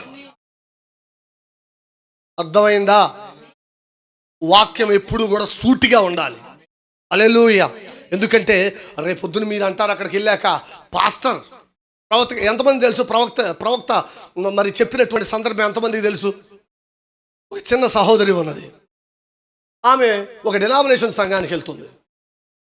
ఆమె ప్రవక్త బ్రహ్నాం చెప్పినటువంటి బోధనని ఆమె చాలా వ్యతిరేకంగా మాట్లాడింది. ప్రవక్తని తప్పు బోధ చేస్తున్నావు, యేసుక్రీస్తును హైలైట్ చేస్తున్నావు, నువ్వు చేసే బోధ కరెక్ట్ కాదు, నువ్వు స్త్రీల యొక్క జాకెట్ల మీద పడతావు, వస్త్రాల మీద పడతావు, లేకపోతే బంగారం మీద పడతావు, పవిత్రతను గురించి బోధిస్తావు, యేసుక్రీస్తే దేవుడని బోధిస్తావు, నువ్వు చెప్పేదంతా తప్పు. తండ్రి, కుమార, పరిశుద్ధాత్మ నామాలు ఉన్నాయి, ముగ్గురు ఉన్నారు దేవుళ్ళు. లేకపోతే నేను రోమన్ క్యాథలిక్కి చెందాను కాబట్టి నాకు ఒక మరియమ్మ ఉన్నది, ఆమె మధ్యవర్తురాలు, ఇలా మాట్లాడింది ఆమె. అప్పుడు ఆయన అన్నాడు, అమ్మా నువ్వు ఏ సందర్భాన్ని బట్టి అలా అంటున్నావు? ఆయన బాగా అలసిపోయి సముద్రం మీద పడుకున్నాడు, ఆయన మానవుడు కదా, దేవుడు ఎలా అవుతాడు? ఆయన అలసినటువంటి ఆయన లేచి సముద్రాన్ని గాలిని గద్దించాడు, అప్పుడు దేవుడు కనపడట్లేదు అక్కడ. హల్లెలూయా. సృష్టి ఎవరికి లోబడుతుంది? దేవునికి అండి, సృష్టికర్తకి, దాన్ని తయారు చేసిన దేవునికి. ఆమె అటు తర్వాత చాలా అనారోగ్యానికి గురైపోయింది. అనారోగ్యానికి గురైన తర్వాత తన పాస్టర్ వచ్చాడు ఆమె దగ్గరికి, మంచం మీద ఉన్నప్పుడు. వచ్చిన తర్వాత ఆమె అన్నది, నువ్వు ఒక దొంగ బోధకుడివి, నువ్వు ఒక మోసగాడివి. నేను మేకప్ వేసుకుంటే నన్ను గద్దించలేదు, జాకెట్లు ఇష్టం వచ్చినట్లు గద్దించలేదు, నేను త్రాగినప్పుడు గద్దించలేదు, సిగరెట్లు తాగినప్పుడు గద్దించలేదు, నేను నా ఇష్టం వచ్చినట్లు జీవించి నీకు దశమ భాగం అయితే తీసుకున్నావు, కానుకలు అయితే తీసుకున్నావు, నన్ను పాటలు పాడడానికి వాడుకున్నావు. కానీ ఈరోజు నేను చనిపోతే నేను నిత్య జీవానికి వెళ్తానని నిరీక్షణ నాకు లేకుండా నువ్వు బోధించావు. చచ్చిపోయేటప్పుడు సంతోషంగా చచ్చిపోవాలి అనుకుంటా. ఎందుకు? నిరీక్షణ ఉన్నోడు ఏడవడు. నిరీక్షణ ఉంది. నేను దీనికన్నా ఉన్నతమైన దానిలోకి వెళ్తున్నా. ఎవడు మూలుగుతాడండి? ట్యాబ్లెట్ వేసుకొని తినడానికి ముందు ఒకటి వేయాలి, తినడానికి తర్వాత వేయాలి. 10 నిమిషాలు ఆయన దగ్గర ఉండాలి. ఒక నిరీక్షణ లేనటువంటి. అప్పుడు ఆమె మరి బ్రహ్నాము కౌరు పెట్టింది. అయితే ఆయన వేరే మీటింగ్స్లో ఉండి రాలేకపోయాడు. ఆయన వచ్చేసరికి ఆమె చనిపోయింది. అప్పుడు ఆయన గబగబా హాస్పిటల్ని దర్శించిన తర్వాత అప్పుడు ఆ నర్స్ అంది, అయ్యా బ్రహ్నాం అంటే మీరేనా? ఆమె చివరి దినాలలో పశ్చాత్తాపడి కన్నీరు విడిచి, సోదరుడు బ్రహ్నామును నేను క్షమించమన్నానని చెప్పండి, ఎందుకంటే ఆయన చెప్పింది నిజమైన బోధ. ఇక్కడ గుర్తురాదులే కానీ అక్కడికి వచ్చాక మీకు అర్థమైంది. అర్థమైందా? ఇప్పుడు మమ్మల్ని అనే కెపాసిటీ వచ్చిందా, నేను వేసి 4 బతుకుల మీద బతుకుతాడు ఇలా అనుకుంటారు. చాలా అగౌరవ కార్యాలు ఇవన్నీ. ఒక దినాన మీకు తెలుస్తుంది, పాస్టర్ ఎంత కఠినంగా ఉండి ప్రవక్త చెప్తాడు. ఎక్కడో వర్తమానాలు చదివాను నేను ఇవాళ. అదేంటో తెలుసా? పాస్టర్ ఎప్పుడు కూడా సంఘాన్ని కఠినంగా సరిదిద్దాలంట. సమయానికి అందరూ ఉండాలి. టాంగు కొట్టేవాళ్ళు, లేకపోతే ఇక్కడ పాటలు పాడేవాళ్ళు, నాకు తెలీదు. ఆ పనివాడు సరిగ్గా కరెక్ట్గా ఉండాలి, ఇక్కడ నిలబడే వాళ్ళు కరెక్ట్గా ఉండాలి. పాస్టర్ గారు మాకు జాబ్ ఇవన్నీ నాకు చెప్పొద్దు, మీరు పెడతారా, రండి తిందాం, ఉన్నదే తిందాం, లేకపోతే పచ్చడి వేసుకుని తిందాం, లేకపోతే చచ్చిపోదాం, అందరం ఉపవాసం ఉందాం. దేవుడు పోషిస్తే ఆ ఆకాశం నుంచి కురిపిస్తే కురిపిస్తాడు, మనం బతకాలంటే, లేకపోతే తీసేసుకుంటాడు. ఒక విశ్వాసాన్ని నువ్వు క్రియేట్ చేసుకో.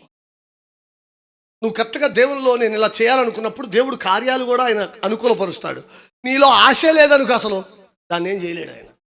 ప్రతి కూటంలో నేనుండి దీవించబడాలనే ఆశ లేదనుకో, నువ్వు వచ్చిన ప్రయోజనం లేదు, అది నీకేం అర్థం కాదు నేను చెప్పేది. చూడండి నా ప్రియమైనటువంటి దేవుని పిల్లారా, ఈ చివరి రోజుల్లో ఆయన వాగ్దానం చేశాడు. ఆయన వాగ్దానం చేసినటువంటి వాటిని మనము కలిగి ఉన్నాము. ఏం కలిగి ఉన్నాం మనము? సూచనలను వెంబడించే ఒక సంఘముగా మనం ఉన్నాం. జనముల చేత అసహించబడినటువంటి, అపహాస్యం చేయబడినటువంటి సంఘంలో మనం ఉన్నాం. యేసుక్రీస్తు కాలంలో అపహాస్యం చేశారు. ఈ చివరి దినాలలో కూడా అపహాసకులు అపహసిస్తూ వచ్చి ఎగతాళి చేస్తారని బైబిల్ చెప్తుంది. సంఘాలలో ఈరోజు ఏదైనా ఒక హెచ్చరిక చేయగానే వారు దేవుని విడిచి వెళ్ళిపోతూ ఉంటారు. చూడండి, అయితే ఇక్కడ వారికి ఒత్తిడి అయితే ఉన్నది వినాలని. అయితే ఆయన సముద్రం ఒడ్డుకు వచ్చాడు. అక్కడ ఒక మత్స్యకారులు ఉన్నారు.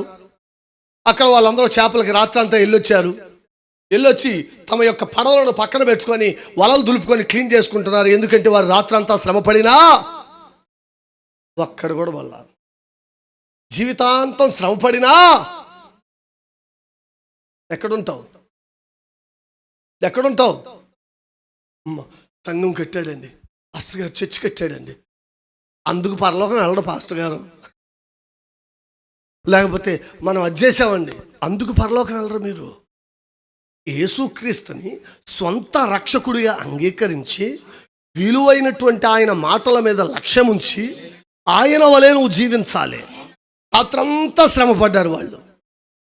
సీమోను అక్కడ ఉంటాడని దేవుడికి తెలుసు, యేసయ్యకి తెలుసు. అక్కడ ఏం జరగబోద్దో యేసయ్యకి తెలుసు. ఆయన ముందుగానే సమస్తము ఎరిగి ఉన్నవాడు. మన జీవితంలో మంచైనా చెడైనా కానీ ఒకటి గుర్తుంచుకోండి, చెడు జరుగుతుందంటే ఆయన ఖచ్చితంగా దాన్ని మంచిగా నీకు మారుస్తాడు. ఆయన ప్రేమించు వారికి సమస్తం మేలు కలుగుడికే సమకూడి జరిగినట్లుగా ఆయన చేస్తాడు. కలవరపడద్దు. ఆమేన్. రాత్రంతా ప్రయాసపడ్డారు, ఏమీ పట్టలేదు.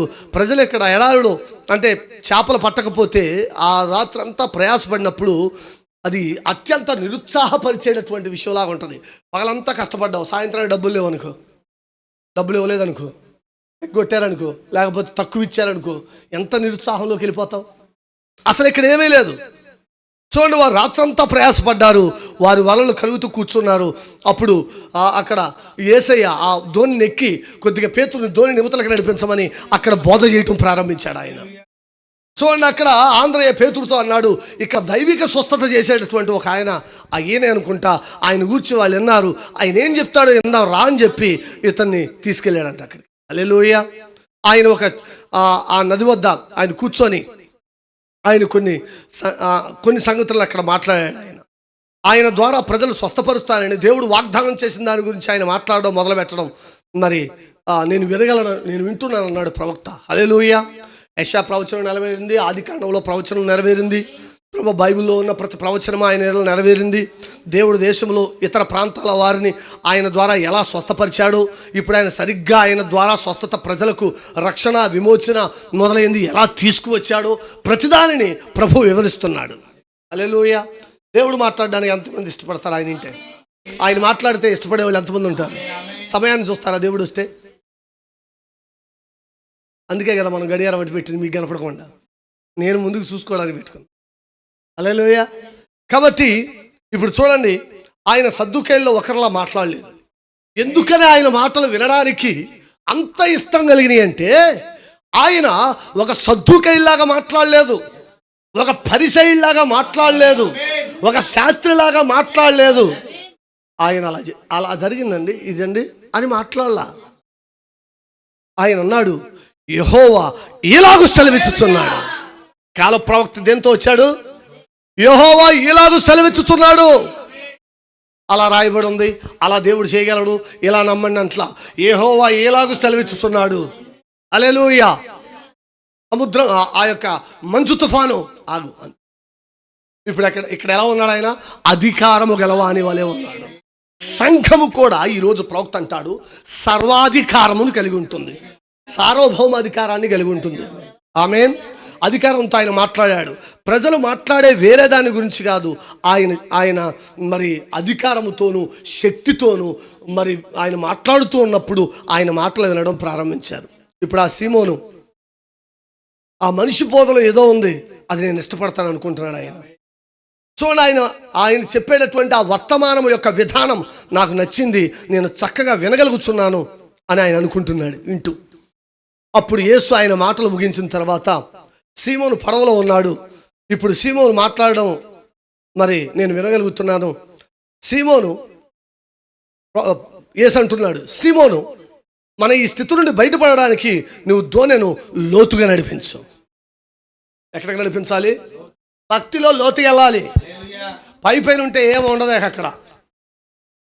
మీకు ఒకసారి చెప్పినట్లు గుర్తు, మీరు ఒక సముద్రం దగ్గరికి వెళ్ళి సముద్రం ఒడ్డు నిలబడ్డారనుకోండి, ఆ అలలు కాళ్ళను తాకిన తర్వాత అక్కడ వరకు మాత్రమే మీ అనుభూతి. కొద్దిగా లోతుకి వెళ్ళారనుకోండి చేపలు పడతాయి, ఇంకొద్దిగా లోతుకి వెళ్ళారనుకోండి ముత్యాలు ఉంటాయి. లోతుకు వెళుతున్న కొలది నీ ఆత్మీయ జీవితంలో పరలోకపు యొక్క శ్రేష్టమైన ఈవులను నువ్వు, నీ కుటుంబము, నీ సంఘం పొందుకుంటుంది. దీని మీదే మన దృష్టి ఉండాలి. ఆమె చెప్దామా? హల్లెలూయా. చూడండి, ఆయన అన్నాడు, మరి ఇప్పుడున్నటువంటి పరిస్థితి నుంచి నువ్వు బయటపడాలంటే, నీ అప్పుల నుంచి బయటపడాలంటే, నువ్వు ఇంటికి వెళ్తే నీ భార్య ఏం తెచ్చిందని అడిగితే సమాధానం చెప్పాలి. అటువంటి స్థితి నుంచి బయటపడాలంటే, నీ పిల్లల ఫీజులు కట్టాలంటే, బయటపడాలంటే, మరి అనేకమైన పరిస్థితులు నీ చుట్టూ ఉన్నాయి. ఇప్పుడు ఇంటికి నువ్వు ఆ చేపలు అమ్మి వెళితేనే వారు ఆహారం తినాలి లేదా ఉపవాసం ఉండాలి. ఈ పరిస్థితులు అన్నిటి నుండి నువ్వు బయటపడాలంటే, మీరు ఈ రాత్రి వింటున్న సహోదరుడా సహోదరి, మీరు ఏ స్థితిలో ఉన్నా సరే మీరు బయటపడాలంటే పరిస్థితులను మార్చగలిగినటువంటి యేసు ఆయన ఈ రాత్రి ఇక్కడ ఉన్నాడు. ఎంతమంది నమ్ముతున్నారు? నమ్మితే దేవుని మహిమను చూస్తారు. ఆయన ఉన్నది లేనట్లుగా, లేనిది ఉన్నట్లుగా చేయగలడు. ఆయన మాట చేత నీటుగా అద్భుతాలు చేయగలడు. ఆయన హల్లెలూయా. ఆయన సముద్రాన్ని గద్దించగలడు, గాలిని గద్దించగలడు, అంధకారాన్ని పారద్రోలగలడు, చీకటిని పారద్రోలగలడు. హల్లెలూయా. ఆయన మరి శాపమును ఆశీర్వాదకరంగా మార్చగలడు. ఆయన చూడండి, ఆ దోనికి నడిపించమని ఆ చేపల పట్టుటకు మీ వలలు వేయని చెప్పడము, ఆ వాళ్ళు మత్స్యకారులు, వారికి అది విచిత్రంగా కనపడింది. చూడండి, వారు అంటున్నారు, మేము గాలాన్ని ఒడ్డుకేసేవారం కాదు, మేము మా పితరులతో కలిసి మా తండ్రులతో తాతలతో మేము లోతుగా వెళ్ళేవాళ్ళం, మేము చేపలు పడతాం, ఎన్నో సూచనలు తెలుసు మాకు, రాత్రంతా ప్రయాసపడ్డాం, మాకేమీ దొరకల. యేసు లేకుండా నువ్వు ప్రయాసపడితే అంతా శూన్యం. నీ సంఘంలో అయినా, నీ కుటుంబంలో అయినా, నీ వ్యక్తిగత జీవితంలోనైనా యేసు ఉండాలి. యేసును ముందు పెట్టుకోవాలి. ఆయన లేకుండా నువ్వు ఏ ప్రయత్నం చేద్దామని ప్రయత్నం చేసినా అది విఫలమైపోద్ది. హల్లెలూయా. మరి ప్రయాసపడ్డారు, వారికి ఏమీ దొరకలేదు. ఇప్పుడు చూడండి, ఇక్కడ ఒక విశ్వాస పరీక్ష ఉన్నది. ఏమన్నది పేతురుకి? నమ్మాలా వద్దా? నాకు మొత్తం తెలుసు, రాత్రంతా లోతుల్లోకి వెళ్ళా కానీ ఒకటి కూడా పడలేదు. ఇప్పుడు ఆయన మాట నమ్మాలా వద్దా? నీ జీవితంలో కూడా ఎన్నో విశ్వాస పరీక్షలు వచ్చినప్పుడు నువ్వు నమ్మాలి అక్కడ. హల్లెలూయా. చూడండి, దేవుడు ఎల్లప్పుడూ తన ప్రజలను విశ్వాస పరీక్షలో ఉంచుతాడు. పరీక్ష రాగానే చూసి పారిపోయేవాడు కాదు, భయపడేవాడు కాదు, శ్రమను చూసి దాక్కునేవాడు కాదు, శత్రువులను చూసి దాక్కునేవాడు కాదు. శత్రువులకు ఎదురెడ్డి పోరాడేటటువంటి వాడే యోధుడవుతాడు. పారిపోయేవాడు పిరికివాడు అవుతాడు, చేతగాని వాడు అవుతాడు. అర్థమవుతుందా? విజయమో వీరమరణమో. యుద్ధంలో దిగాక వెనక్కి తిరగడం అంటే అది చాలా అవమానం. ఆమేన్. కాబట్టి దేవుడు ఎల్లప్పుడూ తన ప్రజలను, ఎవరిని? అందరిని పెట్టాడు. అందరూ బాగానే ఉంటారు, అందరూ బాగానే ఉంటారు, నీ చుట్టూ ఉన్న వాళ్ళు అందరూ బాగుంటారు, నువ్వు మాత్రం తేపకి పరీక్షలోకి వెళ్తావు. చాలామంది అంటూ ఉంటారు, క్రైస్తవులకే ఎందుకు వ్యాధులు వస్తాయి, క్రైస్తవులు ఎందుకు శ్రమ పడతారు, క్రైస్తవులు ఎందుకు బాధపడతారు? ఆయన ఎప్పుడు విశ్వాసులను పరీక్షించును, అవిశ్వాసులను వేషధారులను కాదు. ఎప్పుడు నీకే వస్తుందంట మొరాగం. దేవుడు నిన్ను పరిపూర్ణులుగా చేస్తున్నాడు. ఒక పరీక్షలో నుండి, ఆ నలుగు కొట్టడంలో నుండి నిన్ను శుద్ధ సువర్ణముగా మార్చుతూ ఉన్నాడు ఆయన. నీలో ఉన్న బస్ట్ అంతటిని తొలగిస్తున్నాడు. ఒకటి గుర్తుంచుకోండి, ఎప్పుడు ఈ భూమి మీద మీరు శ్రమ పడుతూ ఉన్నారంటే మీరు సరి అయిన దారిలో ఉన్నారని అర్థం. మీకు అన్నీ బాగున్నాయంటే మీరు తప్పులో ఉన్నారు అంతే. అతను ఒక అడుగు దూరంలో ఉండి వాడు ఎప్పుడు నిన్ను శోధిస్తూనే ఉంటాడు. వాడికి బయటోడితో పని లేదు, నీతోనే పని. శరీరాశ, నేత్రాశ, జీవపుడమము, నువ్వు ఏది ఆశిస్తావో, ఏది కొరతగా ఉందో అదే నీ కళ్ళలో కనపడతాయి, నీ దర్శనాల్లో కనపడతాయి. దాని గురించే నీ చుట్టుపక్కల వాళ్ళు వచ్చి, నీ బంధువులు వచ్చి నిన్ను ఊరిస్తూ ఉంటారు. నిజం. ఎంతమందికి అనుభవం ఉంది? అదే చెప్తారు, ఏంటమ్మా నీ పిల్లలు అట్టున్నారు, నువ్వు ఇట్టున్నావు, నీ భర్త ఎట్టున్నాడు, ఎప్పుడు అప్పులు అంటావు, ఎప్పుడు బాధలు అంటావు, ఎప్పుడు నీ ఇంటికి అప్పులు వస్తూ ఉంటారు. మాస్టారు, నువ్వు ఒక పరీక్షలోకి నెట్టబడ్డావు. ఇక్కడ విశ్వాస పరీక్ష ఉంది. ఇప్పుడు దేవుడు ఎల్లప్పుడూ ప్రజలను విశ్వాస పరీక్షలో ఉంచుతాడని నేను నమ్ముతున్నాను. ఎందుకంటే ముందు ఆయన నిరూపించుకుంటాడు, అన్ని కార్యాలను నిరూపిస్తాడు. నిజమైన క్రైస్తవుడు ఏం చేస్తాడంటే విశ్వాస పరీక్షలో పారిపోడుగానే ఆనందిస్తాడు. రాని నీ సొంత వాళ్ళే అన్నయ్య, నిన్ను ప్రేమించే వాళ్ళే అన్నయ్య, నీ ఎడల రకరకాలైనటువంటి ఆలోచనలు కలిగి ఉండలే. ఒక శ్రమ, ఒక శోధన, ఒక ఇరుకు, ఒక ఇబ్బంది, ఒక అవమానము, ఒక హేళన నిన్ను పాడు చేయడానికి, నీ కుటుంబాన్ని పాడు చేయడానికి, నీ పరిచర్యను పాడు చేయడానికి,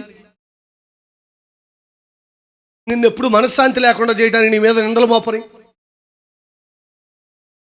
ఏదో ఒకటి రానివ్వండి. అప్పుడు ఆయన నీతోనే ఉన్నాడు. హల్లెలూయా. ఆయన నీతో ఉన్నాడని స్వస్థపరిచి తన కార్యాలను నిరూపిస్తాడు. ఆశీర్వదించి నిన్ను ఘనపరుస్తాడు. నీ తలను పైకెత్తే రోజు ఒకటి వస్తుంది. కానీ ఒకటి గుర్తుంచుకోండి, విశ్వాస పరీక్షలో నువ్వెన్నడూ ఓడిపోనివ్వడు యేసయ్యా, ఓడిపోనివ్వడు. ఆయన ఎప్పుడు ఓటమి తప్పని రోజైలను ఓడిపోనివ్వడు. చేజారిపోయిన స్థితులైనను ఓడిపోనివ్వడు. అర్థమైందా? చేయి వరకు వచ్చేసింది. ఏంట్రా ఈరోజు అయిపోద్ది అనుకున్నాం, చేజారిపోయింది, మళ్ళీ ఒక నెల వెనక్కి వెళ్ళిపోయింది. అరే ఈరోజు నేను కొద్దిగా తృప్తిగా ఉంటాను నా పిల్లలతో అనుకున్నాను, ఏంటి నా పిల్లలకి ఎలా జరిగింది, నా బంధువులకి ఎలా జరిగింది, నాకెందుకు అనారోగ్యం కలిగింది. ఓ సోదరుడా, సహోదరి, ఆయన్ని నిరూపించుకోవడానికి ఇష్టపడుతున్నాడు. నిజమైన పరీక్షలకి మరి విశ్వాసి పరీక్షల్లో ఆనందిస్తాడు, అవిశ్వాసి వేషధారి తప్పిపోతారు. మనకు మన పరీక్షలు బంగారం కంటే మంచివని అపోస్తులు చెప్పారు. హల్లెలూయా. అవన్నీ ఎందుకు వస్తున్నాయంటే మీరు సాక్షిగా ఉండేందుకు. దేవుడు మిమ్మల్ని అనారోగ్యానికి గురి చేసి ఉండొచ్చు, ఆపై మీరు ఆయన వాక్యంపై నిలబడడానికి ఆయన మిమ్మల్ని స్వస్థపరచవచ్చు. అప్పుడు వీరు వ్యతిరేకంగా ఎదుర్కొన్నప్పుడు సందేహపు యొక్క నీడను దాటి మీరు నాకు తెలుసు అని చెప్పొచ్చు. అమ్మాయి, యెరూషలేము, యూదయ, సమరయలో నాకు సాక్షులై ఉందురు. సాక్షి అంటే నిజంగా ఏదో చేసి ఎక్కడో ఉండి మరి ఏదో చూసి చెప్పడం కాదు, ఆ స్పాట్లో కళ్ళ ముందు. అర్థమవుతుందా? మన కళ్ళ ద్వారా. అందుకే కదా యోహాన్ అంటాడు, మేము వినేదాన్ని, మేము కన్నవాటిని, మేము చెప్పకుండా విన్నవాటిని, కన్నవాటిని, మేము దేనినైతే తాకి చూచామో దాన్ని చెప్పకుండా మేము ఉండలేము. యెరూషలేముకి వెళ్ళమని ప్రభు చెప్పినప్పుడు అన్నాడు, మీరు లోకమందు నాకు సాక్షులై ఉంటారు పరిశుద్ధాత్మను పొందుకున్న తర్వాత. హల్లెలూయా. చూడండి, నీవు కళ్ళద్దాలు పెట్టుకొని అతను ఆ సాక్ష్యం ఇవ్వడానికి దేవుడు చూపున ఆ స్థితిలో తెచ్చాడని తెలుసుకోవటం ఎంతో కొత్త విషయం. హల్లెలూయా. ఇప్పుడు కళ్ళద్దాలు ఉన్నాయి, దేవుడు స్వస్థపరిచాడు, ఈ కళ్ళద్దాలు తీసేశాను. ఇప్పుడు ఇక్కడ ఏం జరిగింది? ఒక సాక్షిగా నేను మారాను. హల్లెలూయా. చూడండి, వీడు గుడ్డివాడై పుట్టుటకు ఎవడు పాపం చేశాను, వీడా వీడి కన్నవారా అని శిష్యులు యేసు ప్రభువుని అడిగారు. ఆయన అన్నాడు, వీడైనను వీడి కన్నవారైనను పాపము చేయలేదు, కానీ దేవుని క్రియలు వీని యందు ప్రత్యక్షపరచబడుటకై వీడు గుడ్డివాడిగా పుట్టాడు. నీ జీవితంలో శ్రమలు అందుకే వస్తున్నాయి. దేనికోసం? దేవుని క్రియలు ప్రత్యక్షపరచబడాలి. అది లేకపోతే అసలు క్రైస్తవ జీవితం కాదు. ఇది డబ్బులు, కార్లు, ఆస్తులు, బంగ్లాలు, ఇది ఆశీర్వాదం అనుకుంటున్నారు మీరు. ఇవన్నీ శాపాలు. నిజం. నెమ్మది ఉండదు, సమాధానం ఉండదు. ఆ బీరువా దగ్గర నుంచి ఆడు కదలడు. రేత్రి దొంగలు పడతారేమో బాధ, పొద్దున్నే వాళ్ళ భార్య ఆటలోంచి ఏం తీసుకుని వాళ్ళ అత్తగారింటికి పంపించేస్తుందని బాధ. పిల్లలు ఎక్కడ డబ్బులు తీసుకుని ఖర్చు పెడతారని బాధ. ప్రతిదీ లెక్క రాసుకోవాలి, ప్రతిదీ కట్ల పేర్చుకోవాలి. ఆ బీరువా దగ్గర తిరుగుతూ ఉంటుంది వాడి ప్రాణం అంతా. ధనం ఎక్కడుంటుందో వాడి మనసు కూడా అట్టే తిరుగుతూ ఉంటుంది. కానీ విశ్వాస మనసు క్రీస్తు ఎక్కడుంటాడు అక్కడ తిరుగుతుంది. క్రీస్తు ఎక్కడున్నాడు? వాక్యంలో. ఈరోజు ప్రార్థన మానేసామంటే ఇంక నీ వాక్యంలో ఉన్నావు, బయట ఉన్నావు చూసుకో. మామూలుగా చూడండి, ప్రార్థనలో ఏమన్నది? దేవుని సన్నిధిలో వాక్యం చుట్టూ మన మనసు తిరుగుతుంది. దుప్పి నీటి వాగుల కొరకు ఆశపడుతుంది. ఇప్పుడు చూడండి, దేవుడు కొంతమందిని సాక్షులుగా ఎన్నుకుంటున్నాడు. ఆయన మీరు బయటికి వెళ్ళి సాక్షిగా ఉండడానికి, ఆపై విశ్వాస పరీక్షలో నిలబడడానికి, ఆయన మిమ్మల్ని స్వస్థపరచడానికి తన స్వస్థతా వరమును పంపాడు. హల్లెలూయా. వైద్యులు ఏం చేశారనేది పక్కన పెట్టండి. వైద్యులు కేవలం మీకు సహాయం మాత్రమే చేయగలరు, స్వస్థపరచువాడు దేవుడు మాత్రమే. స్వస్థత అనేది దేవుని వద్ద నుండి రావాలి. ఇక్కడ ఒక చిన్న ఉదాహరణ ప్రవక్త చెప్తాడు. అదేంటంటే, ఒక కాలు కానీ చేయి కానీ ఎముక ఇరిగిందనుకో, ఒక వైద్యుడు ఆ ఎముకను కరెక్ట్గా దానికి జాయిన్ చేసి పైన ప్లేట్లు వేసి కేవలం అలా అతుకు పెడతాడు, అంతే. అర్థమవుతుందా? అది తనకు తానుగా మరది ఆ ఎముకకు పూర్తిగా అతుక్కుపోయేటటువంటి ఆ స్వభావాన్ని దేవుడే మనలో ఉంచాడు. స్వస్థత ఎక్కడ ఉంది? ఈరోజు మనలోనే ఉన్నది. ఆయన ఏం చేస్తున్నాడు? విశ్వాసం ద్వారా దాన్ని నీకు ఇస్తున్నాడు. హల్లెలూయా. స్వస్థపరచువాడు ఆయన మాత్రమే. హల్లెలూయా. చూడండి, మిమ్మల్ని స్వస్థపరచడానికి ఆయన స్వస్థవరమును పంపాడు. బయటకు వెళ్ళి మీకు దేవుడిచ్చిన అధికారాన్ని పొందండి. ఏం పొందాలి? ఖచ్చితంగా అది సరే, దేవుడిచ్చిన అధికారాన్ని పొందండి. ఇప్పుడు చూడండి, ధోనిని లోతుకు నడిపించారు, వలలు వేయమని చెప్పారు. తద్వారా ఆయన కార్యాలు ఎలా చేయగలడో మరి తెలుసుకోవడానికి ఆ వ్యక్తికి కొద్దిగా మరి విద్య అవసరమైనది, అది వాక్యమైనది, ఆ గొప్ప పరీక్ష అయి ఉన్నది. అతడు వాక్యమును ఎరుగునట్లుగా విద్యావంతుడు కావాలి. బహుశా మీరు విద్య నేర్చుకోవాలి. బహుశా అందుకే అనారోగ్యం మీపై ఉంది. అంటే దేవుని గురించి నువ్వు తెలుసుకోవాలి. దేవుని గురించి తెలుసుకోవడానికే నీకు అనారోగ్యం వచ్చింది. నిజం. కొన్నిసార్లు సేవకుల్ని మరి మీరు ప్రార్థన చేయమని వస్తారు. అయ్యా, నాకు ఇక్కడ కడుపు నొప్పిగా ఉంది, మరి ప్రార్థన చేయండి అని. అప్పుడు సేవకుడు ఆ కడుపులో నొప్పి యొక్క అనుభవాన్ని దేవుడు ముందుగానే సేవకుడికి చూపిస్తాడు.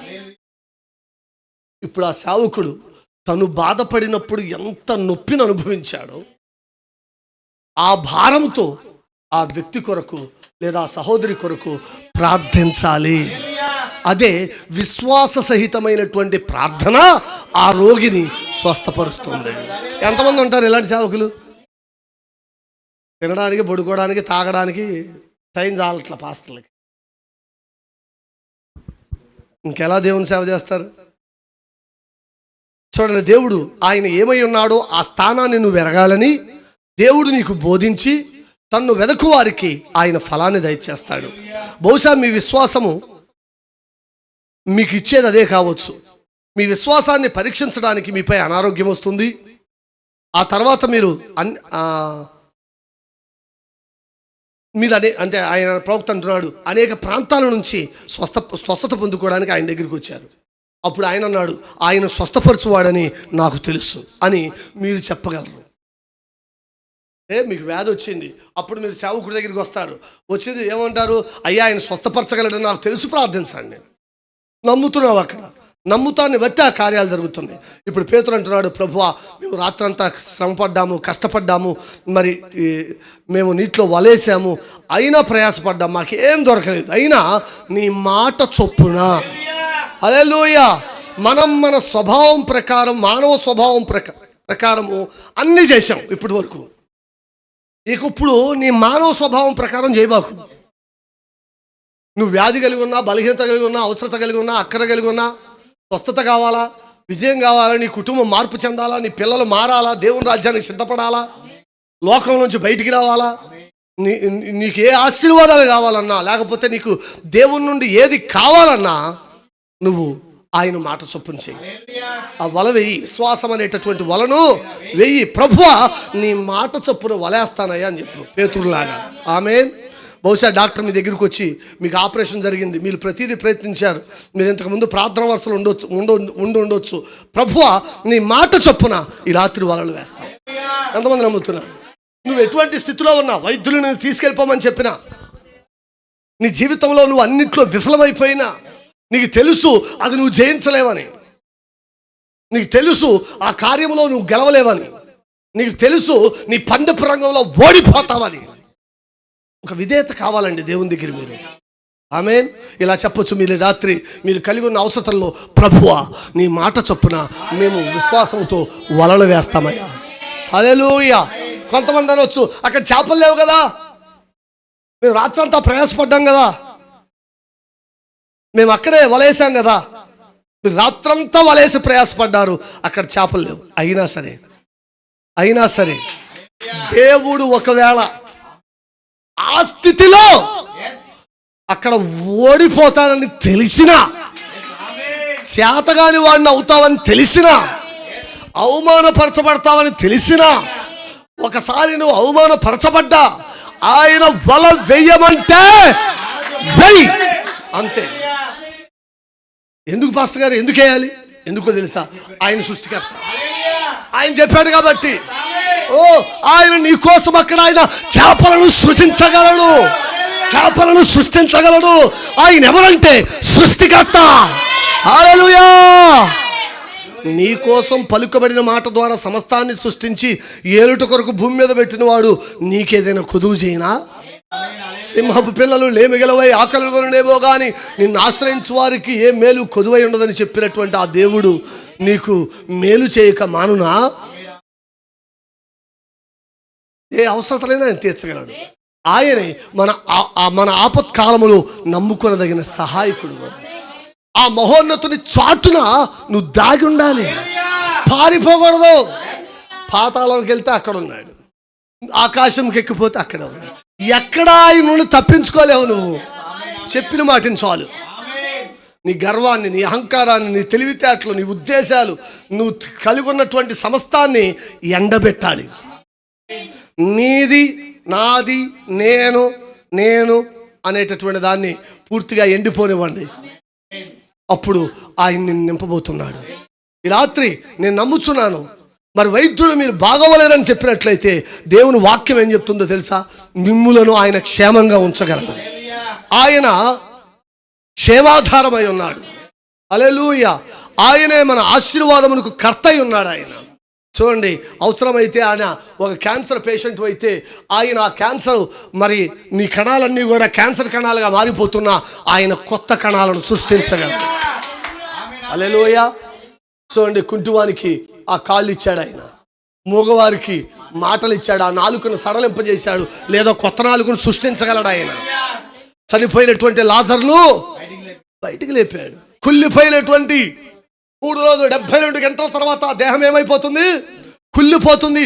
ఆ కుళ్ళిపోయిన దేహమును ఆయన అన్నాడు, లాజరు బయటికి రా. హల్లెలూయా. ఏం జరిగింది అక్కడ? కట్టబడిన లాజరు జీవాన్ని పొందొచ్చాడు. ఇప్పుడు ఆయన అన్నాడు, కట్లిప్పిపోనండి. హల్లెలూయా. అయ్యా నాకు చెవులేని పట్ల కర్ణబేరును ఆయన సృష్టించగలడు. అయ్యా నా కళ్ళు ఆయన కన్నును సృష్టించగలడు. అయ్యా నా గ్యాస్ ట్రబుల్ ఆ జీర్ణ వ్యవస్థను ఆయన సృష్టించగలడు. నమ్మితే దేవుని కార్యాలు చూస్తాం, అంతే. అర్థమవుతుందా? చూడండి, ఆయన దాన్ని చేయగలడని నమ్ముతున్నారా? హల్లెలూయా. నాకు కొంచెం సమయం ఇస్తారా? గట్టిగా చెప్తేనే ఆమెనా? మంచిది. నాకు ఇంకొక గంట ఉన్నది. నేను దాన్ని ఒక అర్ధగంటలో పావు గంటలోనో చెప్తాను, ప్రయత్నం చేస్తా. కొద్దిగా సర్దుకోండి నన్ను. చూడండి, ఆదికాండంలో దేవుడు అబ్రహామును కలుసుకున్నప్పుడు ఎలా కలుసుకున్నాడంటే ఆయన సర్వశక్తిమంతుడైనటువంటి దేవుడు. మనమైతే పర్లేదు. అతను సర్వశక్తిమంతుడైనటువంటి యెహోవా నామములో కలుసుకున్నాడు ఆయన. ఆమేన్. ఇప్పుడు దేవుణ్ణి, సర్వశక్తి గల దేవుని నామములో ఆయన కలుసుకోవటం ఏంటంటే, అక్కడ ఎవరున్నారంటే ఆయనకి ఎలా బయలుపరుచుకున్నాడంటే ఒక ఎల్ షద్దాయ్, రొమ్ములు కలిగినటువంటి దేవుడు, స్తన్యములు కలిగి ఒక తల్లి తన బిడ్డను ఏ విధంగా పాలిచ్చి పోషిస్తుందో ఆ మాదిరిగా ఆయన అబ్రహాముకు మరి బయలుపరుచుకున్నాడు ఎల్ షద్దాయిగా. దేవుని యొక్క రొమ్ము బలవర్ధకమైనటువంటిది. ఈ సృష్టిలో అన్నిటికంటే గొప్పదేంటో తెలుసా? తల్లిపాలు. దానికి మించిన ఔషధాలు కానీ, దానికి మించినటువంటి శ్రేష్టమైనది కానీ ప్రపంచంలో ఏదీ లేదు. దాన్ని మనకిచ్చింది దేవుడే. ఇప్పుడు దేవుడు ఇంకెంత శ్రేష్టమైన వాడుగా ఉండగలడు? ఇంకెంత బలవర్ధకంగా అబ్రహామును దీవించగలడు ఆయన? హల్లెలూయా. 99 సంవత్సరాల వయసులో ఆ పిల్లలు లేకపోయినప్పుడు దేవుడు అతనితో, నేను ఎల్ షద్దాయ్, నేను ధైర్యము గల రొమ్ములు గలవాడను, నేను సర్వశక్తివంతుడను. మీరెంత బలహీనంగా ఉన్నా ఈ రాత్రి నేను మిమ్మల్ని మళ్ళీ పోషించి తిరిగి ఆరోగ్యంతో ఉంచగలనని ఆ సర్వశక్తివంతుడైనటువంటి దేవుడు సెలవిస్తున్నాడు. ఆయన రాత్రి వింటున్నటువంటి ప్రతి ఒక్కరి జీవితంలో నీ జీవజలపు ఓటలు, నువ్వు కలిగి ఉన్న సమస్తము ఎండిపోయినా ఆ ఎల్ షద్దాయ్ యొక్క రొమ్ము అది బలవర్ధకమైనది. ఆయన తన పిల్లలను ఎటువంటి జీవము, అబ్రహాము యొక్క మరి ఆ కణములన్నీ ఎండిపోయినాయి, చచ్చిపోయిన మృతకణాలు వస్తున్నాయి బయటికి. ఇప్పుడు ఎల్ షద్దాయ్ నుండి అబ్రహాము ఆ సర్వశక్తిమంతుడైనటువంటి దేవుని నుండి బలాన్ని పొందుకుంటున్నాడు, ఆశీర్వాదాన్ని పొందుకుంటున్నాడు, తిరిగి జన్మిస్తున్నాడు. అతను తన యొక్క శరీరాన్ని, తన యొక్క ఆత్మను, తన యొక్క ప్రాణాన్ని మార్పు చేసుకున్నాడు.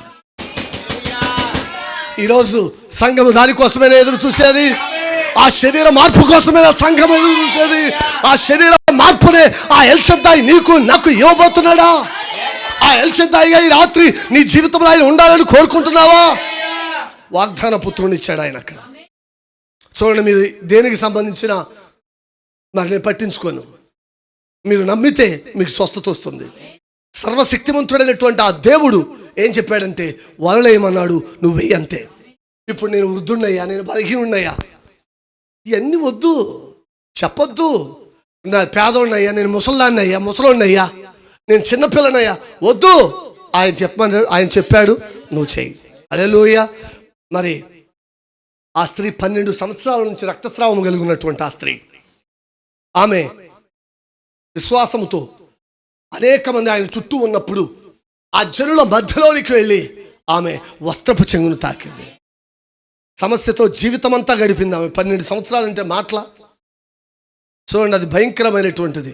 ఆమె ఎంత ప్రయత్నించినా అంతా విఫలమైపోయింది. ఎన్నో కానుకలు సమర్పించింది, ప్రార్థన చేసింది, ఉపవాసాలు ఉంది, వైద్యులను సంప్రదించింది. ఆమె అనుకుంది ఆయన వస్త్రపు చెంగు తాకగలిగితే నేను చాలని తన హృదయంలో అనుకున్నది. మహిమ. హల్లెలూయా. ఆయన వెనుకకు వెళ్ళి ఆ వస్త్రపు చెంగును తాకింది. ఆయన వెంటనే అన్నాడు, ఇదిగో నాలో నుండి ప్రభావం వెళ్ళిపోయింది. పేతురు అన్నాడు, అయ్యా జనసము ఆగో, నాకు తెలుసు, ఆగో నాకు తెలుసు, ఈ జన సమూహములో ఎవ్వరు కూడా నా ప్రభావాన్ని లాక్కోలేకపోయారు. ఎవరో ఒకరు మాత్రము నా వస్త్రపు చెంగును తాకి నాలో ఉన్న ప్రభావాన్ని వారు పొందుకున్నారు. ఆ ప్రభావం ఏం చేసింది? 12 సంవత్సరాల నుంచి రక్తస్రావం కలిగినటువంటి ఆ స్త్రీని విడుదలిచ్చింది, స్వస్థత ఇచ్చింది. ఓ సమాజంలో జీవించడానికి అర్హతను కల్పించింది. లేకపోతే రాళ్లతో కొట్టి చంపేయాలి, లేకపోతే ఊరికి వెలుపల ఉండాలి. ఈరోజు ఆమె తన భర్త పిల్లలతో ఆమె సంతోషంగా గడపగలిగేటటువంటి ఆశీర్వాదాన్ని దేవుడు ఇచ్చాడు. ఆమె వెంటనే వచ్చి మోకరించింది, అయ్యా నేనేనయ్యా. గడగడలాడిపోతుంది, భయపడుతుంది, కలవరపడుతుంది. అయ్యా ఆ స్త్రీని నేనే. ఆమె ఏడుస్తూ ఉంది, కృతజ్ఞత కలిగినటువంటి కన్నీళ్లు ఆమె కళ్ళ వెంట కారుతూ ఉన్నాయి. ఆమె అన్నది, అయ్యా నేనేనయ్యా వలేసింది, నేనేనయ్యా నమ్మింది, నేనేనయ్యా తాకింది. భయపడబాకు, నేను నిన్ను శిక్షించడానికి నువ్వెవరో తెలుసుకోవడానికి అనుకోలేదు. నిన్ను తెలుసుకొని నేను శిక్షించడానికి నువ్వు అనుకోబాకు. నేను శిక్షించడానికి కాదు నిన్ను తెలుసుకుంది, నీ విశ్వాసం గొప్పది, సమాధానం గలదానివే. ఎలాంటి దేవుడు అండి మన దేవుడు? ఆయన అద్భుతమైన దేవుడు కాదా? ఆయన ఆశ్చర్యకరుడైన దేవుడు కాదా? హల్లెలూయా. కాబట్టి ఈ రాత్రి కూడా ఆయన అంతే ఉన్నాడు. ఎంతమందికి ఇష్టం? అదే మార్పు లేనటువంటి దేవుడు ఈ రాత్రి ఆయన ఇంకా అలాగే ఉన్నాడు. ఆ గదరేనుల దేశం వద్ద ఆ పిచ్చోడు మతి స్థిమితం కలిగి ఉండి దెయ్యాల చేత పట్టబడి ఆశలన్నీ ఆవిరైపోయి అతని కుటుంబాన్ని విడిచిపెట్టినప్పుడు ఒక పిచ్చివాడు అరణ్యంలో సమాధుల వద్ద శ్మశాన వాటికలో నిజంగా దెయ్యం పట్టిన వాడై ఆ పాతకాలపు మరణ స్థలాలలో ఉండేవాడు. చూడండి, ఆయన వచ్చాడు ఒకరోజు, ఆ మెస్సయ్య వచ్చాడు, ఆ వ్యక్తిని ఆ బంధకాల నుంచి విడిపించాడు. ఈ రాత్రి నువ్వు ఎటువంటి బంధకాలతో ఉన్నా సరే, అది రోగమైన, పాపమైన, శాపమైన, అబద్ధమైన, మోసమైన, నీ జీవితం ఎలాంటి స్థితిలో ఉన్నా ఆ బంధకాలను ఆయన త్రెంచివేయగలడు పలుకబడిన మాట ద్వారా. ఆయన వరములు, శక్తి, ఆయన వాగ్దానము ఈరోజు నిలిచే ఉన్నాయి. ఆయన నిన్న నేడు నిరంతరము ఏకరీతిగా ఉన్నాడు. ఆయన ఈరోజు దేవుడు దాని గురించి సాక్ష్యం ఇస్తున్నాడు. దేవుడు దాని గురించి సాక్ష్యం ఇచ్చినట్లయితే అది నిజము. ఆయన మిమ్మల్ని దాటి ఎన్నడూ వెళ్ళనివాడు. దేవుడిని ఆయన మాట చొప్పున తీసుకోండి. ఎంతమంది తీసుకుంటారు ఈ రాత్రి వాక్యం వింటున్న సోదరుడా, సహోదరి, నీవు కలిగి ఉన్న ఎటువంటి పరిస్థితుల్లోనైనా నువ్వు యేసుని తీసుకెళ్ళు. యేసు యొక్క మాట చొప్పున ఆయన్ని తీసుకో. హల్లెలూయా, హల్లెలూయా. చూడండి, యాయిరు యొక్క కుమార్తె చనిపోయింది. ఆయన మార్గ మధ్యలో ఉండగానే ఆ బోధకుడిని ఇబ్బంది పెట్టొద్దని చెప్పి ఒక వార్త వచ్చింది. అతను ముఖం చిన్నబుచ్చుకున్నాడు. ఆయన అన్నాడు, ధైర్యం కలిగి ఉండు, విశ్వాసం కలిగి ఉండు అన్నాడు. చనిపోలేదు, ఆమె నిద్రపోతుంది, నేను వస్తానని చెప్పాడు. అక్కడ ఉన్న ప్రజలందరూ కూడా మరి అవమానపరిచారు, హేళన చేశారు, మరి అక్కడ ఏడుస్తున్నారు, గొల్లు చేస్తున్నారు. చూడండి, అటువంటి పరిస్థితులు ఆయన వెళ్ళి అన్నాడు, తల్లితాకుమి, చిన్నదన లే అన్నాడు. హల్లెలూయా. చూడండి, ఇక్కడ ప్రవక్త అంటున్నాడు, ఆయన ఇక్కడ ఉన్నాడు, ఆయన ఇప్పటికీ క్రీస్తే. ఆయన దాన్ని స్వీకరించడానికి దేవుడు ఏర్పరిచిన మార్గంలో వచ్చిన వారికి పరిశుద్ధాత్మని స్థానాన్ని వాగ్దానం చేశాడు. ఆయన తనను తాను నిరూపించుకుంటున్నాడు. నిజమేనా? ఆమేన్ చెప్దామా? ఆయన దాన్ని స్వీకరించడానికి దేవుడు ఏర్పాటు చేసిన మార్గంలో నువ్వు వచ్చినప్పుడు స్వస్థపరుస్తాడు. గుండె జారిపోయింది యాయిరుకి, కానీ దేవుడు అక్కడ స్వస్థపరిచి యాయిరుకి అప్పచెప్పాడు. ఆ లాజరు సమాధి వద్ద ఆయన తిరిగి లేపాడు. ఈ రాత్రి ఆ పడవ ఆయన అక్కడ ఉన్నాడు. ఆ 10,000 సముద్రపు యొక్క దెయ్యాలు మరి ఆయన ముంచివేయడానికి ప్రమాణం చేసుకున్నాయి. ఆయన స్వస్థత కూడికల నుంచి అలసిపోయి అలసటతో ఆయన పడవ వెనక భాగంలో నిద్రపోతున్నప్పుడు ఆయన అనుభవించిన దాని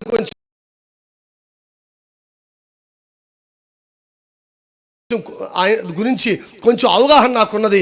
అలా పడుకొని గాఢ నిద్రలోకి వెళ్ళిపోయాడు. తరంగాలు, గాలి ఆయన్ని మేల్కొలక లేకపోయినాయి. అంత గాఢ నిద్రలో ఉన్నాడు ఆయన. అప్పుడు ఆయన అక్కడ ఉన్నప్పుడు ఆయన మానవుల్లా నిద్రపోయాడు. అవునండి, అప్పుడు నేను ఆయన ఒక మానవుల్లా నిద్రపోయి ఆయన మేల్కొనడం చూసినప్పుడు లేచి అమరంపై తన కాలు వేసి ఆకాశం వైపు చూసి గాలిని గద్దించి సముద్రముతో ఇలా చెప్పాడు, నిశ్శబ్దముగా ఊరకుండము. ఆయన గాలులు అలలు ఆయనకు లోబడినట్లుగా చేసినప్పుడు, ఆయన ఒక నిద్రించున్న మనుష్యుడు ఆయన గాలులు మరియు అలలను నిమ్మలపరిచినప్పుడు ఆయన దేవుడై ఉన్నాడు. హల్లెలూయా. చూడండి, ఆయన సిలువలో మరి దేవా దేవా నన్నెలా విడనాడుతూ ఆయన ఏడుస్తూ మరణించినప్పుడు ఆయన మరణములో ఒక మనుష్యుడు, కానీ పునరుద్ధానములో ఆయన దేవుడు. నా ప్రాణాన్ని పెట్టడానికి, నా ప్రాణాన్ని తీసుకోవడానికి నాకు అధికారం ఉందని ఆయన చెప్పాడు. ఈ రాత్రి ఆయన ఇంకా సజీవుడు కానీ పునరుద్ధానుడు కానీ ఆయన లేచి ఉన్నాడు. ఆయన మృతులలో లేడు. ఆయన సమాధి ఖాళీగా ఉన్నది. ఆయన చెప్పినట్లుగా ఆయన లేచి ఉన్నాడు నీ జీవితంలో కార్యాలు చేయడానికి. హల్లెలూయా. కాబట్టి నా ప్రియమైనటువంటి దేవుని పిల్లారా, ఈరోజు మీ వంతుగా మీరు చేయవలసింది ఏంటంటే లాజరు యొక్క సమాధి వద్ద రాళ్లను దొర్లించినట్లుగానే మీ హృదయంలో ఉన్న రాళ్లను దొర్లించండి. కేవలం విశ్వాసం ఉంచండి. ఆయన అన్నాడు, తండ్రి నా మనవి వింటున్నావని నాకు తెలుసు, వినుచున్నందుకే కృతజ్ఞతలు. అలాంటి విశ్వాసాన్ని కలిగి ఉండండి.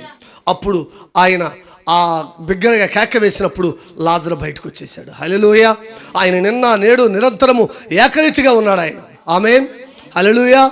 చూడండి, పౌలు అన్నాడు, నా పోరాటాన్ని నేను ముగించాను, నా విశ్వాసాన్ని నేను కాపాడుకున్నాను, నా పరుగును కదముట్టించితిని, ఇక మీదట నా కొరకు నీతి కిరీటం ఉన్నది, ఆ దినముందు నీతిగల న్యాయాధిపతి అయిన ప్రభు అది నాకు అనుగ్రహించను. ఆయన మంచి పోరాటం వెళ్ళినట్లు చెప్పినట్లుగా మరి ఆయన చెప్పిన మరో విషయం ఏంటంటే, మరణమా నీ విజయం ఎక్కడ, ఓ మరణమా నీ ముళ్ళు ఎక్కడ, ఓ మరణమా అది ఎక్కడో చూపింది. ఎందుకంటే ఆయన దాన్ని జయించి తిరిగి లేచాడు.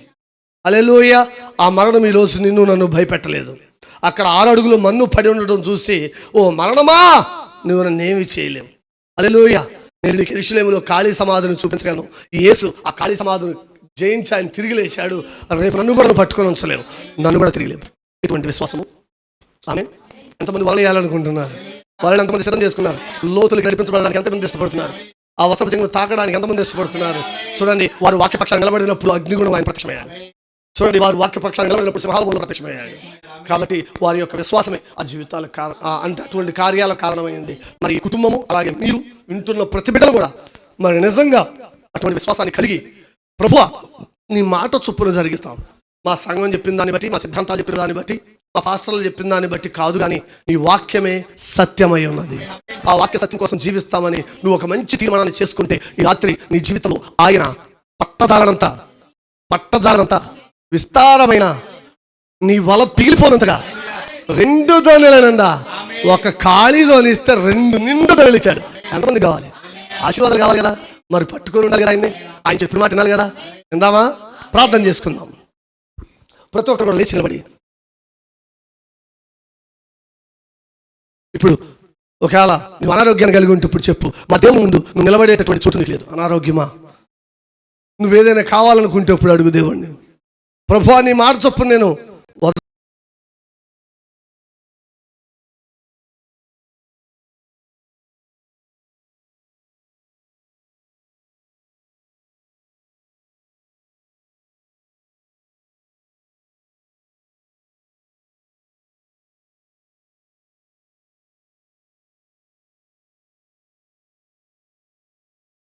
వల వేస్తాను ప్రభువా.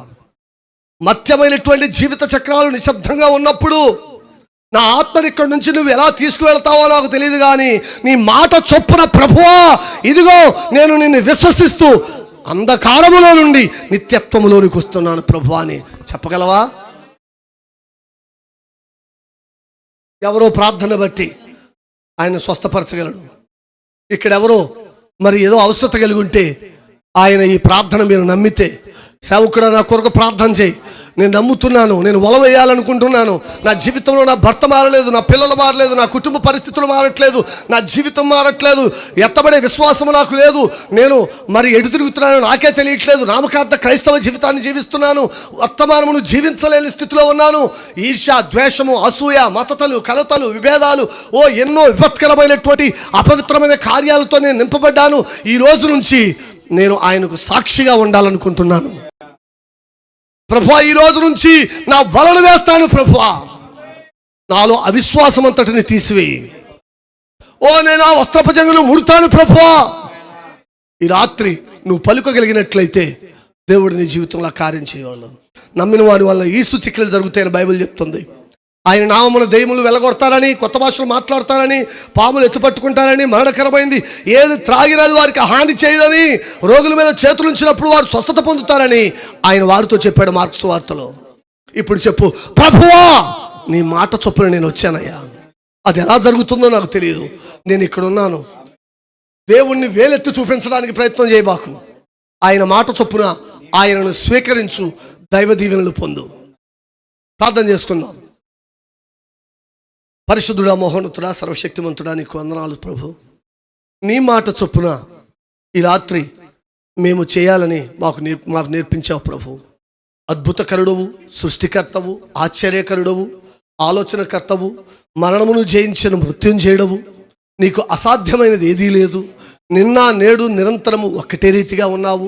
మోషే అరణ్యములో ఆ సర్పము ఎత్తినట్లుగానే ఈరోజు సిలువలో మరి ఆకాశమునకు భూమికి మధ్యలో ఆ గొల్గొతా కొండపై మా కొరకు ఎత్తబడ్డావు నాయన.